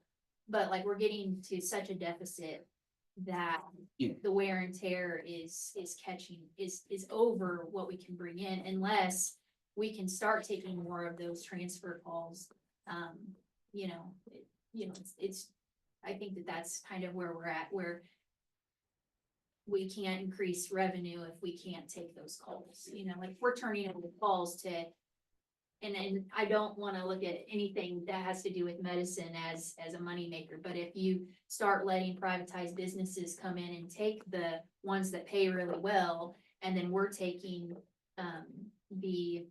the people who maybe don't have insurance, because we don't turn away people, then all of a sudden it's the same amount of fuel, the same amount of wear and tear, the same amount of stress on a small number of crew, and yet we're not getting reimbursed, right? So like, that kind of goes to like what this is talking about is when I first started in March with very little experience. Oh, don't sell yourself short. You But- came in, hit the ground running. To like be able to jump in, right? Enough experience to jump in. I noticed that we were losing money because of the situation, right? Because we had to let some people go. So I prioritized based on timeliness, because Medicaid and sort of the cheaper insurances, they have a very small window of time that they'll be paid out. Okay, so like maybe 3 months, right? So if we don't get those bills out the door quickly, you're gonna lose out on that money. Even though it's a very small percentage, you're gonna get paid at all, you're gonna lose out on all of it. So if you think about a transfer all the way to, you know, Olathe for a Medicaid patient, like that is a lot of strain on our system, on our medics, on, you know, on our taxpayers, because they don't have, you know, you're taking big risks when you send them out of the county, and then you're not getting paid for it. Well, So we get 15 cents on the dollar on Medicaid patients. yeah, Is that but then essentially you're not correct? getting the 15 cents because you only had 3 months, right? And we didn't get the bill out the door because we had some things happen. So my priority was to try to get those paid first, right? I didn't want to lose out on all this money. And so that's sort of what led us to the deficit that we had. But we because haven't lost the money. It's delayed. I want to It's stress delayed, that. She yes. did the exact right thing when she came in and prioritized the short money versus the money we could obtain later. But then it kind of put us in a pinch. So then, I mean, I didn't know that this was the process, right? So being able to recoup the Medicare pays pretty quick, they pay well. So I think we've been able to kind of catch up, you know, I don't feel like I'm on an escalator anymore, you know, You have done stand still, a you're going wonderful job. backwards. So, and then also just to let you know that, you know, the report reflects this, but I still have from October 15th until December 17th that has not gone out the door yet, right? And so I'm not behind, I'm not losing out on those Medicaid patients, but also Medicare has not gone out. So that's where the delay, I guess, is. You're gonna see a bubble through the first of the year of an increased revenue, and then The it'll money is normalize. gonna come in. It's been about $10,000 a week. Day. A day. Day. $50,000 a week on average. And we'll continue that for probably at least through the new year and probably through January. But, the report, really the only Yeah, pages. she's done it. The I only cannot. pages you really need to worry about probably are the first page. This just shows you what I have credited to patient accounts. And I did that. I run these reports for myself because I don't always have access to what we've receipted in. This is a more real-time report. And so that's what has been applied to accounts, patients that we've run. The next page is what Mark ran for me as of this morning. This is actually probably as of Friday. We have a shortfall of 59,560. But just on Friday and yesterday, I was able to receipt in enough to bring that down to close to 46. So yeah, even with our, I don't know what term we want to use, staffing challenge back in February. Even with that gap where I was trying to manage rescue, help with EM and keep ambulances and rescue trucks moving, where we had that gap in billing, she's caught that up. I mean, just, And it's that's been the rest, absolutely that's just the incredible. rest of the pages. So that just shows you Okay. where my predecessor was for the first 2 months, which was far above what I was able to do when I first came up, right? And then as we've steadily increased over the coming months, and then when I finally decided to kick it into gear with Medicare after being educated, would have been in October. And so you see Medicare payments jumped up to, we received 60,000 in October, almost 100,000 in November, and we're gonna probably exceed like 120. That's a lot of papers, but it's the breakdowns. No, very much It is. appreciated. This, and appreciate your hard work on getting everything caught up, and Without a we- doubt. we get hit with unforeseen staff Sure. changes, and it affects all of us, and having someone like you jump in the role and take Well, charge and- and learn what you need to and recover us. I think that's why moving into 2025, highlighting the revenues for the public will be very important to just Yeah, put the whole picture together, right? Because that's something. That's definitely something that we talked about in the shop that, Yep. that I think gets lost in the wash during budget season because we just focus in on those gross numbers. Yep. But the net really needs to be out there, and the public needs educated on that net number for those departments that bring in revenue. But in my mind, I mean, ultimately it's up to the three people behind this desk. But it definitely seems like that gets lost in the wash with the big number. You know, when you effectively look at it, it costs taxpayers somewhere in the neighborhood, and we figured this up this morning, around $422 a call. So you compare that to, say, to the north of us, they're spending $1 million, shade over $1 million on subsidizing the private service. I don't know their exact call volume, but roughly half, they're spending somewhere north of 600, nearly $670 probably per taxpayer call. And where we're staffing 3 ambulances, they're staffing 2. So when you look at that net number, when you break it down, it's a little more granular. It's less that just gigantic number that the taxpayer sees over the overall budget, or just even a department budget. You know, it's not nearly as bad as everybody thinks it is. And I know I'm speaking for myself as my own department head, but it does always feel like at budget time, the amount of revenue that these departments bring in really gets lost in the wash. And nobody mentions that here's the net. This is really what the taxpayer's burden is for these services. So my thoughts on it, I don't know what everybody on the other side of the table and Mr. Campbell thinks, but I think that's important for the taxpayers to know that. No, And absolutely. I want to apologize for leaving the meeting, but I had a hard phone call I had to get from the cap. So, and I realized you didn't know what was going on when I left, but I told them. I assumed it was important. Yeah, it was, and I knew Tom was gonna get by on me. So it's like, all of a sudden, it's like, I knew I was like, my apologies. Thank you. All right. Appreciate it. Yep. Have a good afternoon. Yep, you too. Thank you. These are, we only have 15 minutes before swearing in. Sorry? I'm gonna.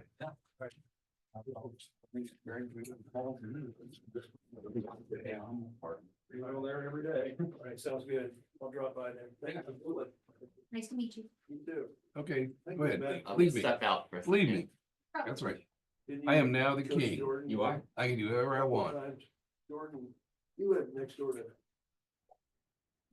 Yeah. Did you graduate from? Mhm. Yeah. Jordan, or you Oh, yeah. coached her? I did all the way, all 4 years. Yeah, So. Yeah. I didn't know though, it's been a while. I know it. I've changed a little bit, so. Yeah, so have I. More gray. Yeah, it happens. Yeah. Thank you.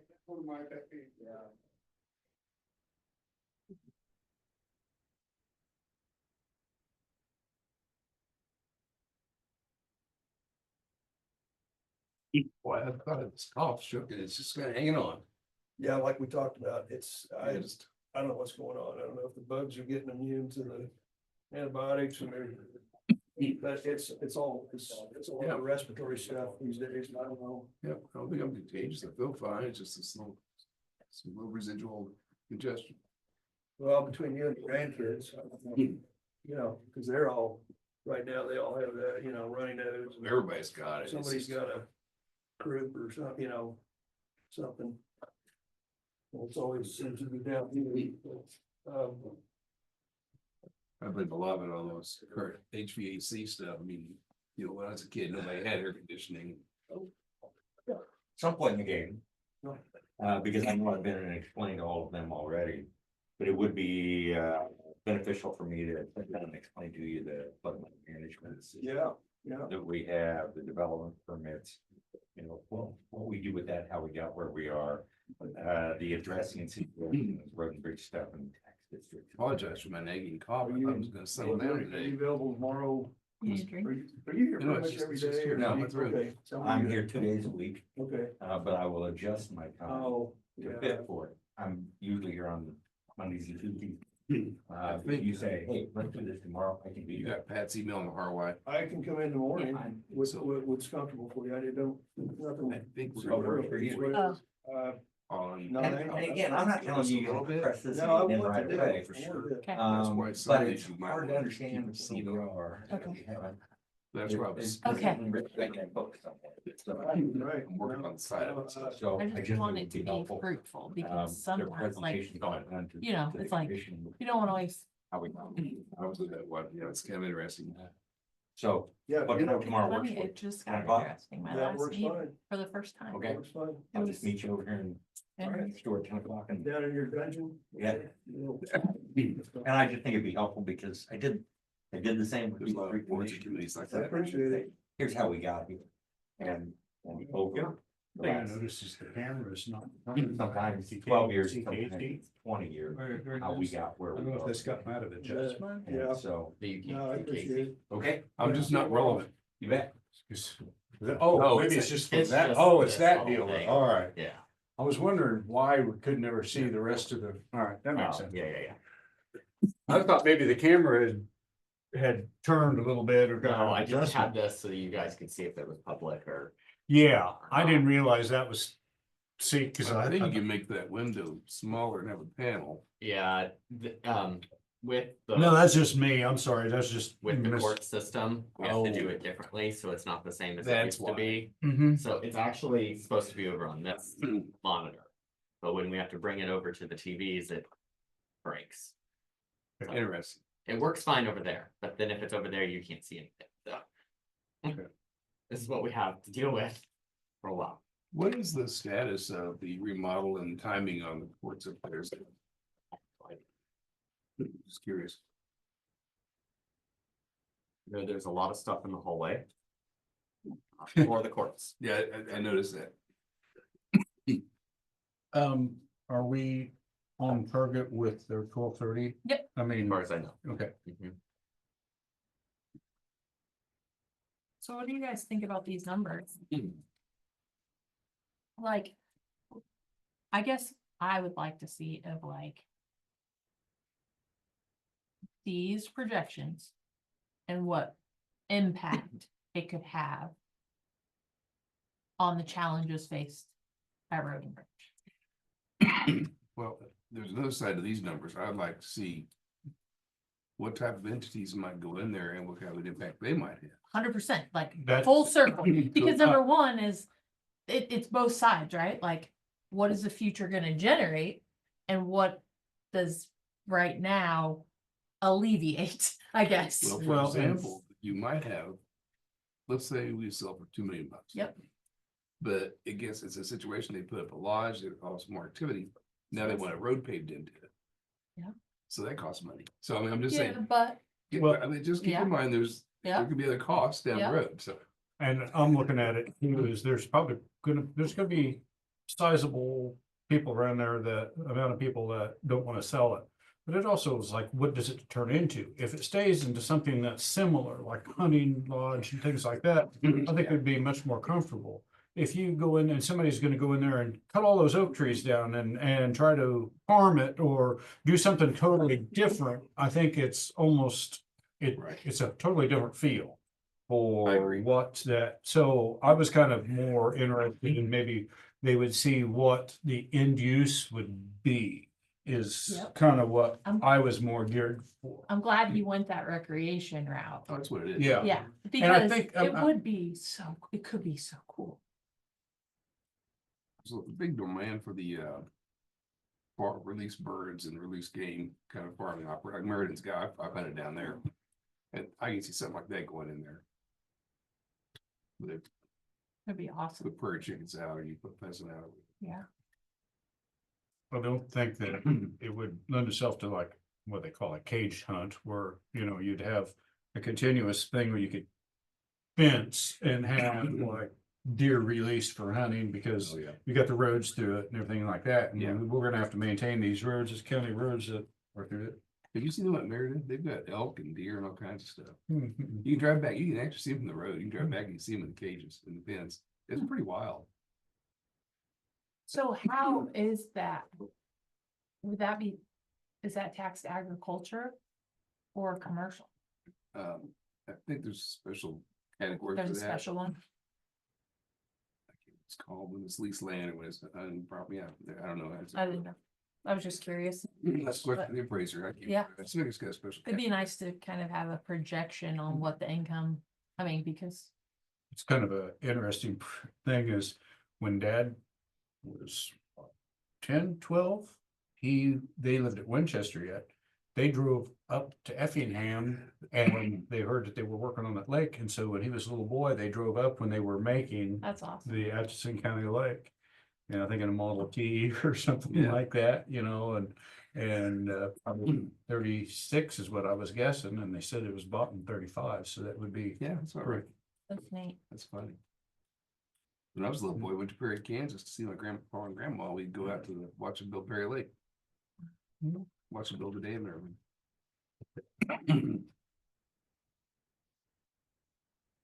You Ready? excited? I mean, yeah, like, I mean, that's why I've told everybody is I'm excited, and then, but I've always had Shelley to rely on, so I'm like, yeah, I'm excited, you know, and then yesterday she's gone, I'm like, okay. Yeah. So what did you learn? It should have left you high and dry. Yeah. You're on your own. Yeah, but she trained me well, so I mean, Yeah. I know. Yes, that she's gone. It's interesting. The first official act you have to do is go in front of a judge. Oh, but. They had a great crowd yesterday. Yeah. Huh? Oh, yeah, it was a big thing. I was trying to get back. We got to Kansas City and we just got hung up every place we went. I didn't get home till 5. Hmm. I texted Shelley. That's all I could do. Yeah. Mhm. Yeah, she a good crowd. I'm glad she had a good crowd though. Yeah, it was nice. I heard a lot of positive feedback on the county party. I had 2 things that night and I stayed home. Yeah, I thought it was excellent venue, excellent food. A Yeah, lot of I people liked there. it. I think it was really good. Yeah. A lot of fun.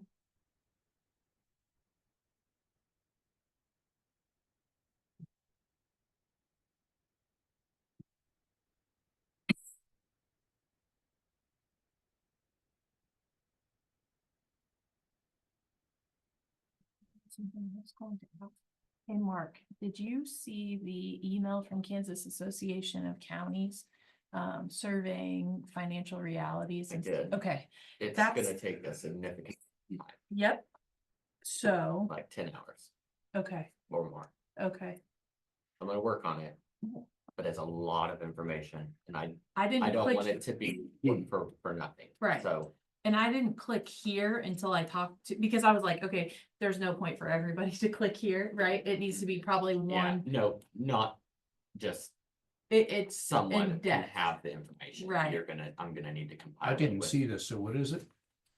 multiple. Yeah, so, okay, so the K.S.A. sent out, the state of Kansas requires county governments to provide 18 essential services without providing accompanying funding. As a result, local governments must levy and collect property taxes to ensure these services are adequately funded. So what they're asking us is to complete a survey as soon as possible. Our participation is crucial in shaping comprehensive understanding of our county's financial realities. But basically it takes public health, emergency management, solid waste planning, law enforcement, jails, roads and bridges, noxious weed, election administration, real property tax collection, personal property tax collection, property registration and record keeping, criminal prosecution, coroner services, district courts, mental health services, flood control, property valuation, and various licenses. And want us to put the actual amounts that your county did in 2023, the budget amounts in 2024, and then the budgeted amounts in 2025. So to give them all that data. Which this is what, you're hopeful if you take the time and you give that data that something would become of it. However, then watching the LAVTR, right? And the amount of time and effort people put like lobbying for it, and then it gets just axed. So you don't want to spend, like, I guess I wish they would have explained a little bit more of what the goal is, like, Or what and we- also how to ensure that like we're not the only 105 county doing it, and then it's not going to help. No, there's a lot of counties doing this. Oh, you've heard of this. Do you Yeah. think this will make a difference? Because we're being recorded, I have to be cautious how I say this. But I just know there's a split in the attitude toward around legislators I've been around regarding the state controlling and dictating to counties, cities, and school boards what they can and can't do when they don't follow the rules themselves. R&R is a good example. You guys do R&R, we'll do what we want to do. But there's a lot of people, it seems like in larger counties, more populated counties, that have an attitude of like, oh, those county commissions are wasting money. Well, it's different if you're in one of the top 5 or 10 counties. There's a lot of money moving. And my example is always like, if I go to Cedric or Johnson or Shawnee, I can see really pretty bridges built over roads. We don't need artwork on our bridges. We need bridges. Right. Okay, so Functional bridges. So I think there's a disconnect on probably 95 counties really need help getting basic like bridge work done. Right. Probably 10 really don't. But the legislator is more urban than rural. Okay. They look at things in a different spectrum. But I will say that there were 3 or 4 of us that made a few strong comments about, hey, it's not all counties. And we got the attention of some of the other legislators going, oh, we hadn't thought of it that way. So there's a lot of communications got to happen around this, because it's like the federal government mandating Kansas do stuff and not funding it. Well, here are the states mandating stuff that the counties are going, or cities are saying, hey. Yeah. So I think there's some arguments here now. We can start with this big list, but if we can just get the state to maybe subsidize or offset costs for some of these, that'd be huge. So do you think it'll come through K.A.C.? Oh yeah, they're definitely gonna be lobbying this. Okay. They haven't told me that, but I'm sure they're. I guess my point of just the amount of time that goes into it, will you see a ROI, or is having the conversation enough? Or do they want the hard data when K.A.C. comes before the state legislature? They need the data. K.S.A. needs the data. And I don't know that you have to get down to the penny. I mean, I think they will see trends, or you get close. Cause you could really start analyzing, somebody's trying to dig out every dollar, and it could be kind of silly.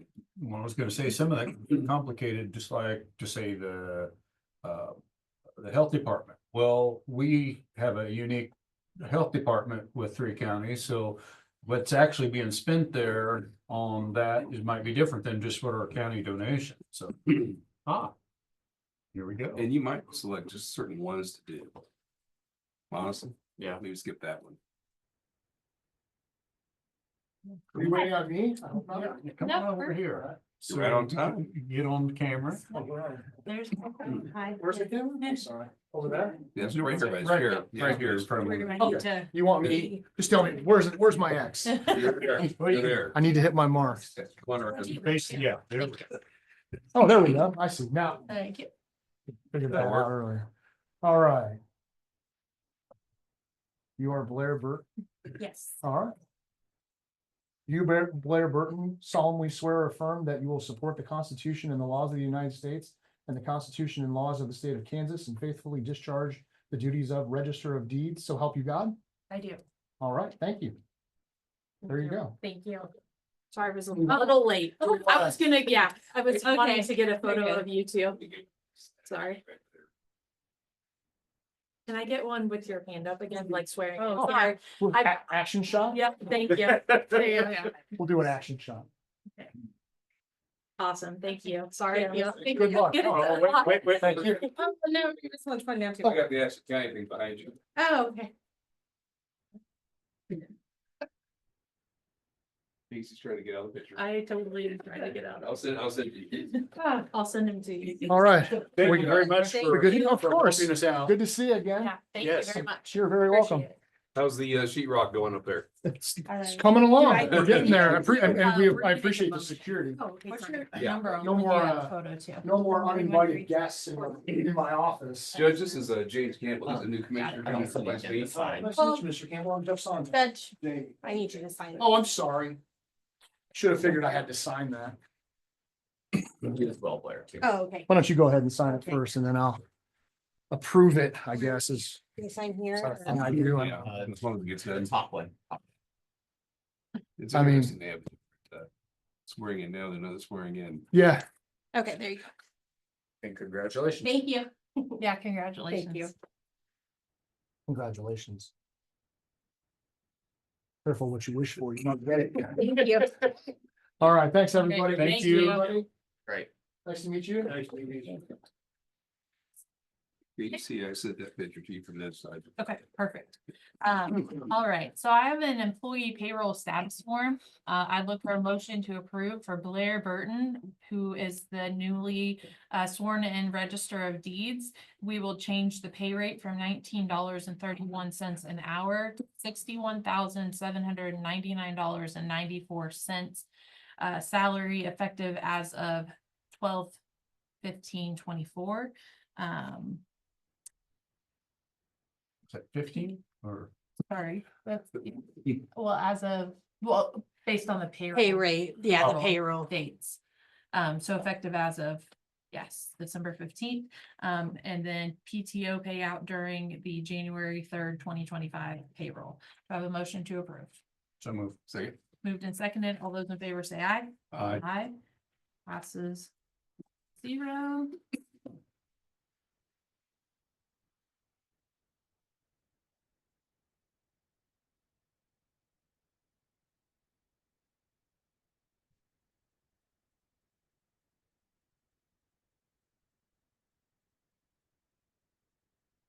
Thank you.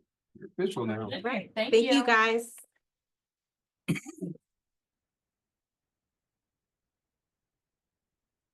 Okay, let's see. Move to that one down there. Organizational meeting agenda review.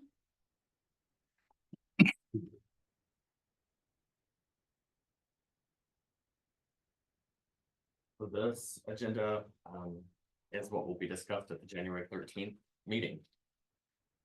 It's just ahead of the time, if you want to review it, you can kind of get ahead of some of the additions that I can put in here before we actually get there. I have several to add already. It looks like I don't know if you just want to go through it, or if you want me to go to my changes first. Yeah, we can just go through it, that's fine. We have time. You got an extra copy? I'll just listen. I do, I think.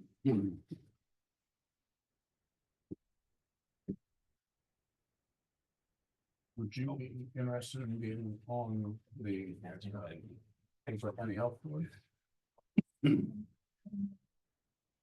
I mean, you've always been interested, so, and I was just wondering if that would make, but, Alan's name is on even more than mine, so I just. Well, but maybe- some of this isn't updated, That's true, yeah.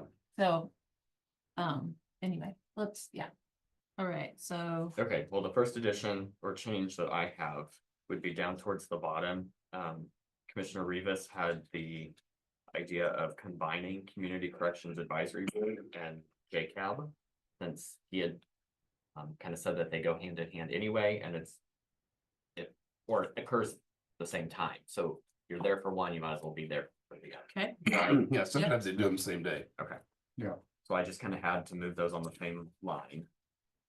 Then the top of page 2 does have the local emergency planning committee already written in there. okay, perfect. Number 6, the holidays. I have in the actual document that didn't get printed, I have the day of the week and the date of the holiday, so President's Day and the day that it occurs. So it's not just, oh, well, when is Labor Day? Have it on whatever, September 7th, so or 1st. So that'll be added. Number 7 is changing the date for Columbus Day to be October 13th, 25.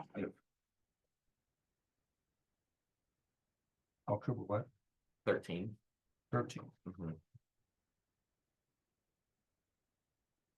Number 9 is to approve the date and time of the organizational meeting for 2026.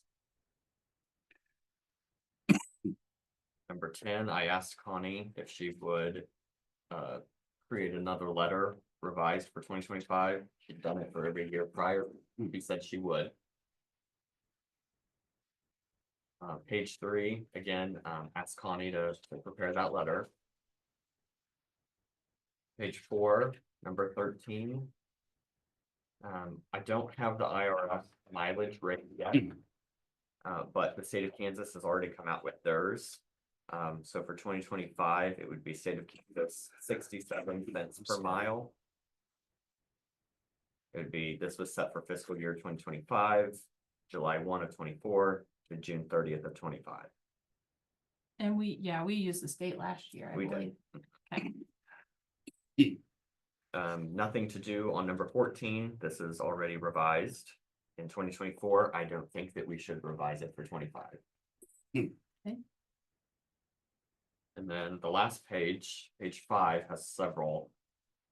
Just say back on 16, was that highlighted for a reason, the core cost copies? So I think everything that was highlighted was something for you to really look into. Okay, I just wondered if that was the bottom, if we just missed something, so that's the reason I Gotcha. asked. Number 17, I have that resolution ready to go, and it'll be attached in here. Number 19, I have it updated, ready to go. It'll be in here. Same for 20. I have a RAWS resolution updated, ready to go. It's still with the caveat, though, it has that the county is still contributing $0 to the RAWS program. So I don't know if you want to think about that or talk about that at all. And there's several dates on 21 that's been updated. The dates here are for 2024, not for 2025, so they're just changed. And then 23, 24, and 20, or 22, 23, and 24 have been added since our last meeting. We wanted to set the rate for the coroner, review and modify the commission agenda, and then review and approve organizational charts. Jody's working on that chart. And then I have from today, number 25 would be add the weather policy to the end to just make sure the board's still on board with that. Question on the, it's because we have the resolution for the weather policy. Okay, so we'll do that, but we also wanted to approve and have elected sign off on our county manual. And do our wage matrix, adoption as well. Those were the two things. Would that be 26? Which, I know other counties are doing that, but if you need a template, we could create something like I mean, the other counties just have a letter that's attached to their county policy of all elected signing off that we will follow, you know, we are adopting these policies and we're on board with them, so.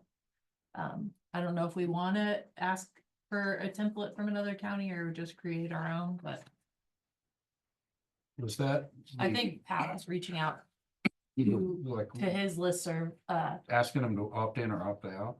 yeah, well, so Berry County, they just have like a letter that each year at their organizational meeting that the electeds just sign off on. That everybody's following the policy. Okay. So I can ask them for a copy of it, like if. Yeah. Pat, did you have any luck getting a copy? No, I haven't done it yet. I was sick the end of last week and haven't been back yet, so I have not done it.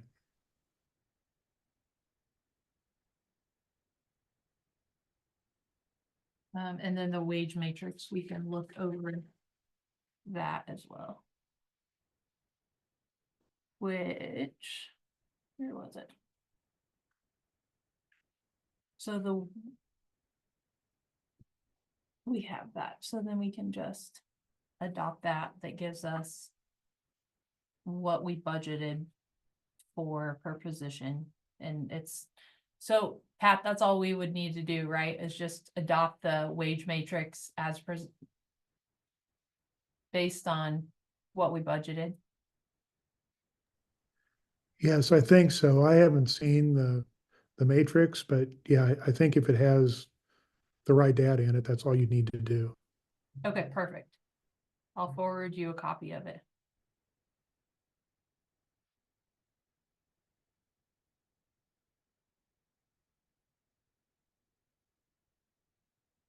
I think some of the ones in 24 that you don't have listed on 25, you're still gonna have to have.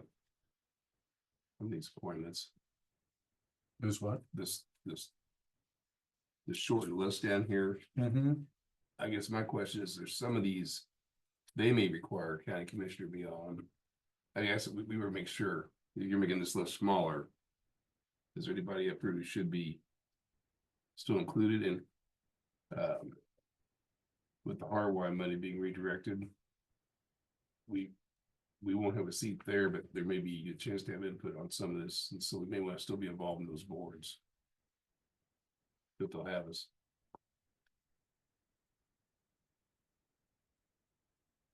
Also, do we want to notate somewhere in here of quarterly updates? Because so we had asked for extension for quarterly updates. And if we're gonna ask Corey for quarterly updates, and if we wanted any quarterly updates from any of our other department heads, is that a place that we would want to put them? Or I mean, just because it's more like ASA, we asked for the sports complex for updates and different things. It's like, this will be kind of our. Yeah, I think if that's the case, we won't add them to this list because this is an outside agency list. Okay. So you should have a bullet. Or for quarterly updates. For internal. Okay, Yeah. so, because I think that will kind of help us keep on track, kind of like with our budget calendar, right? Like, here's the dates we expect, and at the quarter, we just can already pencil them in for 4 updates a year, right? And then we just know what to expect, and we do our payments on quarterly, right? Quarterly payments, so we could just have the quarterly updates at the quarterly payment date. For the. What kind of payments are you talking? The sports. Oh, complex. yeah. I think you need the economic development representative down here. It's done. It's on the No, next no, page. there's two things. AEDC is one thing, Oh, I didn't know we had somebody on that. and economic development's the other thing. The EDAG group is Mesa City Hall. And we're there's an ability for you to took that over from me. Right, I didn't know. that- AEDC is that other group that actually helps fund projects, and that's like Berger, Myers, a bunch of them, Jackie Prashant.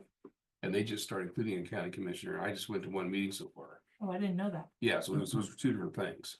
Okay, yeah, so I knew, okay, So we need to add economic development representative down below. yeah. They could be the same person. They kind of go hand in hand. Yeah, to a large degree, they do. And what was that called? Economic. development. EDAG is one and AEDC is the other. Okay, EDAG.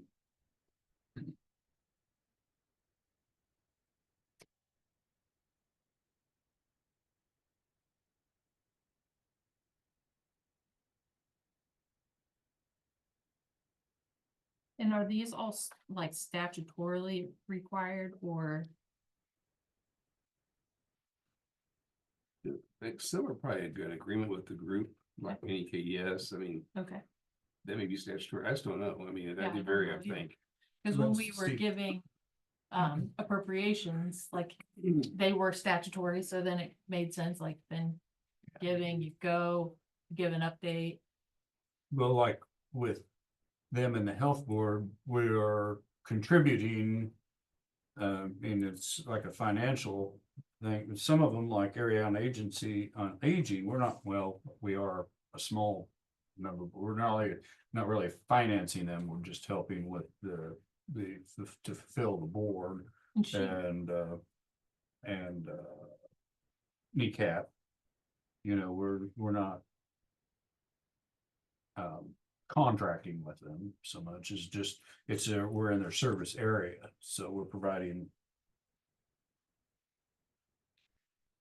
board know-how, I guess I should say. perfect. So you're going to kind of give us maybe a final draft or what the changes with the updates, or just wait until the organizational meeting? I can give it to you so you can see it on the 7th. Okay. If you want. So we're actually gonna wait till then and go through these and fill out. Well, we, Do it in or, yeah, we won't want to do it till the 13th. okay. I just came to give his input between now and then to you guys, I'll tell you what he's interested in. So when we get to the 13th, I think I might need some help to walk through this. So when does the swearing in process happen? Is that before this? Like before? It seems like when I Yes. came to that meeting last time, they opened the meeting and then we did swearing in. It was Yeah. pretty early. Pat? Yeah, usually I think it's been done at the beginning of the meeting.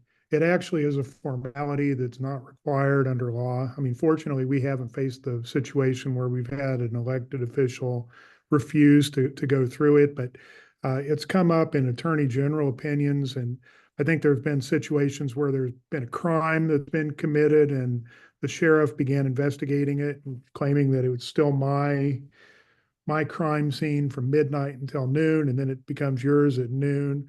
And the Attorney General's opinion, which I think is sound, said that it's really just a formality and it's on that day. The person already holds the office. So I think it could be at any time, but it makes the most sense, I think, to do it at the beginning of the meeting. Did it, maybe this is a little bit nitpicky, but where did we do it? Just right here, have everybody, all the stand that are gonna be sworn in camera view, and, because I remember, I think it was 8 years ago, we were still upstairs and we decided, well, it was too crowded, so we went out in the hallway. Of course, it wasn't being recorded and it was on the steps. I mean, it was just, it wasn't coordinated and it looked very unprofessional. So it's kind of like if we have an idea of what it's going to look like. So when they get here, we can have everyone probably here, it would Yeah, you be, can just stand back behind here and Yeah. we all take it at the same time usually. Okay. and again, okay, I take it Michelle will be sworn in that day too, so will we need someone to swear everyone in as in a group then? I mean, we'll need to have a judge come down or Yeah. something for that. Okay. Just so we're prepared too and not scrambling at the last second.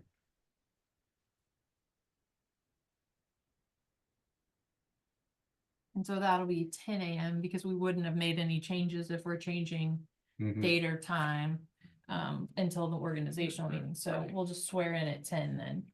I like your idea though, line everybody up back here, And the judge will it'll stay be out here, that makes sense. I don't remember watching one of those, cause it was just me, one year, Mhm. and then it's just her today, and so, yeah. We did it in we used to be in the appraiser's office. Yeah. right there. Yeah. And we just all were in there together and all did it. But I was thinking it was 8 years ago that it was very uncoordinated. Seemed like there was more change or something that year, so.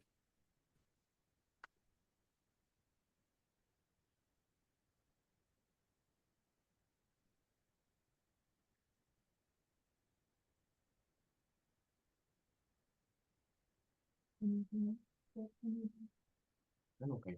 Okay. Do we have any oh, you know what? You need to, well, I guess we'll be doing it on the 7th, but the agenda finalization too, because it'll be nice not to have all these things at the end. Like there won't be new business or unfinished business because we're gonna vote on what's on the agenda.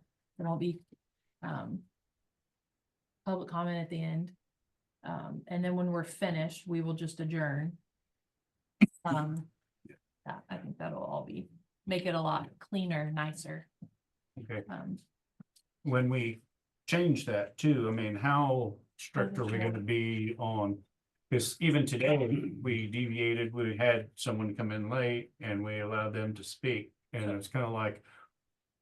To just have, going forward, what is this gonna look like? Are we gonna, and also, I was thinking on that, we was gonna give. The speaker 3 minutes. Well, are we gonna interact with them? Are we gonna address them? Or should we let it stand on their own and then say at the end of it, that sounds like a great topic. We need to set up a meeting in the future and have it on an agenda, or are we gonna engage when someone brings a topic to us? We're gonna start asking questions and engage. Of course, it's gonna go way beyond 3 minutes. I mean, how does this, what do we think this is gonna look like? That's a really good question because Always remember, it's your meeting, 100%. you're asking for comment, and how we always handled it was pretty much. We would engage, was like to get clarification, like. Give me a definition, what's the exact talking about, what's the exact address of that site, whatever, that kind of thing, more of a fact thing. And then it would be directional, like you need to meet with Joe, we need to meet with Jack, we need to meet with whoever. Or we'll put something on the agenda down the road. It's safer, it's because, it's different with somebody coming in to. Promote the whatever awareness of the month in some club, and they want to make a little announcement and. Be able to kind of let us. Put a booth up in the hallway, that's a different kind of ask. Mhm. But it's more of an issue, it's wise to get, because you only hear one side of the story. You need to like, okay, thank you very much. And then get the rest of the story Well, for the next time. I was trying to think things through, how this looks and how the public will interact. Yeah. And if we can go too far down, someone brings this topic and, well, no one else has had a chance to be here at the meeting or anything on something we're discussing, because it wasn't as a topic, it was just, so if we say, oh, this is great, we'll set up a meeting in 2 weeks, well, then it will be a topic where other people can maybe weigh in on. Yeah, that's huge. Where we have at the end of our agenda, like what to follow up on and to reiterate before we leave, okay, guys, like what else do we need to make sure we get clarification on for next week? We make those things on the agenda and we can make it a point to get clarification. What are your thoughts on this? Are we talking about Public Just comment, every public comment? Yeah. That comes before us? yes. So like, Bill today was just, he was just making a statement. So there really wasn't any follow-up to be had on that. But like, Alan's saying, isn't it up to us on a person by person basis? And then, I mean, that's kind of how it's gonna be handled, right? We just decide if there needs to be follow-up based on, you know, what the comment is, the subject. So, And then, no, I prefer that. I like that. I think, I mean, that hard, fast, like, okay, you have 3 minutes and then nothing. Like, and we even after we talked about that, we had a gentleman come in and we gave something because it's nature, right? It's human Like, nature. if you care and you hear them, you're gonna say something back, like, or you're gonna say, we absolutely hear you. We're gonna put you on here and we're gonna get more information and we're gonna come back next week and we're gonna talk about it. Like, instead of just, Well, but I do think that maybe we'll have to ask them for information. You know, it would just be very limited scope of what we say. It's like, we need to know address, this, and this, and we need you to talk to Joe. And then we are gonna have, you know, just so we get all of these things in order and then put it on the topic, but not try to discuss the whole thing through. oh, no. You know, because Yeah. again, that's Well, just, and trying to, going back to no times versus times. And today it was like, okay, you got 2 minutes, like, because we gotta be mindful of who's next and what's next. And even though it was awkward and somewhat, I didn't want to be rude, it's like, hey, you know your timeline, we told you up front, here we go, you got 30 minutes, you have 2 minutes left, we have a room full of people, we're next, you know, and just staying in sync with what those expectations are. But I also like the fact that there's a 15-minute break and we're just sitting here and a public didn't know what time public comment is. Hey, come on up. Tell us what you have to say. It went fine. Thanks for your input. We hear you. Everybody, you know, other people hear you. It's just, Yeah. it felt good today. yeah, other than the time limit that you set, other than that, I don't know that you wanna go any further on specifics. I mean, cause it's so nice to just be able to, Share your thoughts. share your thoughts if you've got the time, and it's up to us, it's up to, you know, commissioners. Now, is there a format for anybody to submit prior to coming? Is there a way for somebody, if they've got a bunch of information, factual information that they know 3 minutes won't cover, is there a way to submit that before?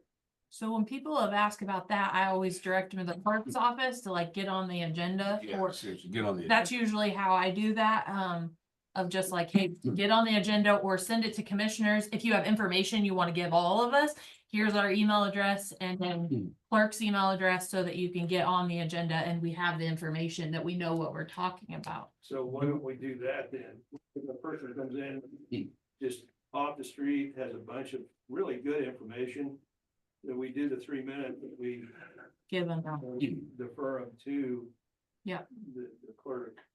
and when they do ask to be on there, we need to have a topic, a short synopsis of what they're talking about. So when we publicize it, then if there's other people that, oh, that's something I've been interested in too, that they be able to tune in, at least listen. I just don't, I want to be consistent and I don't want to get in trouble with trying to set such a regimented that if we have 15 minutes and we're just sitting here and someone comes in that we can't acknowledge them because they missed their time on the agenda. But also with that being said, you want to be consistent, right? Like if there's no time on the agenda and they're willing to sit here through the whole meeting, even though it doesn't say public comment at the end, like acknowledge the fact that they're here. Yeah. So, and I mean, I feel like we can do that. Well, you gotta remember too, like I say, it's the county commission's meeting. If you're conducting business about something and someone comes into the room, that's a good resource.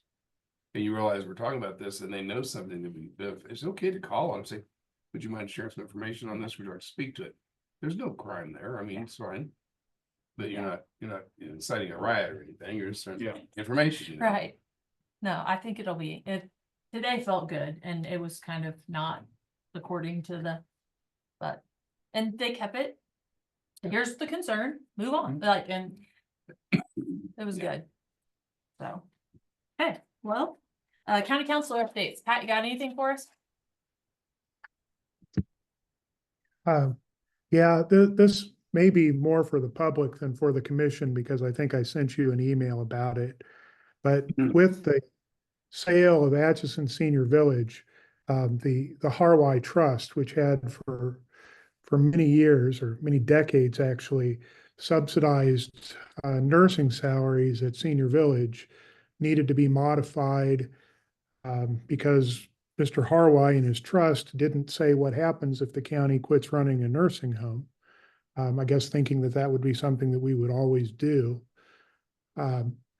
We had explored that and had come up with what we thought were the salient features of the trust, and that is that it was designed to benefit Atchison County, the elderly, and health outcomes were three of the primary things that we thought that Mr. Harwai was trying to accomplish through the trust. So there was a petition filed by the trustee with the district court asking to modify the trust. And it, first of all, included only the city of Atchison, not Atchison County. That was very quickly recognized as an oversight and corrected. So we did get that change made. We had a hearing last week, I guess I should add. And then the trustee also had a little bit of a concern that if there had been an application that had some small portion that met all of those criteria that dealt with health outcomes and elderly in Atchison County, that he might be obligated, or the trustee might be obligated to fund that rather than what they viewed as some more worthwhile endeavors. And this is really a discussion in the abstract because with the money that was left over after Senior Village was closed, they did make an award to Amberwell, but it was for dealing with people at Atchison Senior Village for a time, which is exactly the type of thing I think that at least I think would fit in with Mr. Harwai's intent.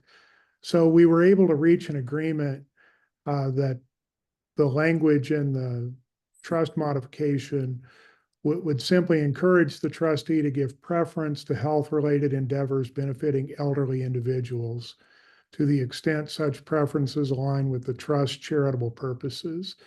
And my thought is that reflects the historical intent of the trust. It also maintains flexibility for the trustee to allocate funds. So, and finally, it lines up well with the trustee's current practice. So the court approved that at the hearing last week. There should still be an order that circulates, but it's been approved by the court to make that modification. Okay, so will there be a singular board that does these determinations? And how is that created? Yeah, there actually won't. There will be there wasn't a board established in the original trust. It was just granting the discretion to the trustee to make distributions. What the framework kind of that's been talked about is there are a couple of different trusts that the same trustee manages that benefit our area or have a focal point in our area. And the thought was that he would, or that they would, Bank of America would continue to use that board as a sounding board, but ultimately the decision on making grants from the Harwai Trust would be up to the trustee.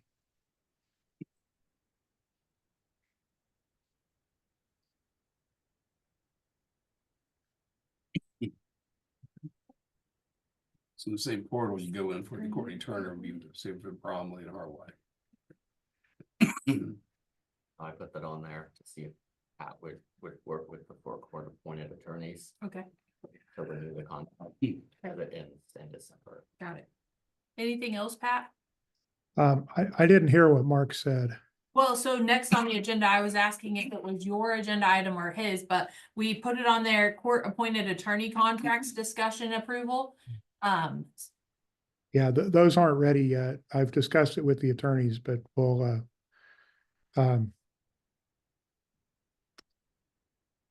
so they're not ready to go yet. Okay. Okay, any need for executive sessions? Approval of the expenses. Do I have a motion to approve this week's expenses? So move. Second. Moved and seconded. All those in favor say aye. Aye. Passes 3-0. Any public comment? Seeing none, I look for a motion to adjourn. So move. Second. Moved and seconded. All those in favor say aye. Aye. We are adjourned at 1:05.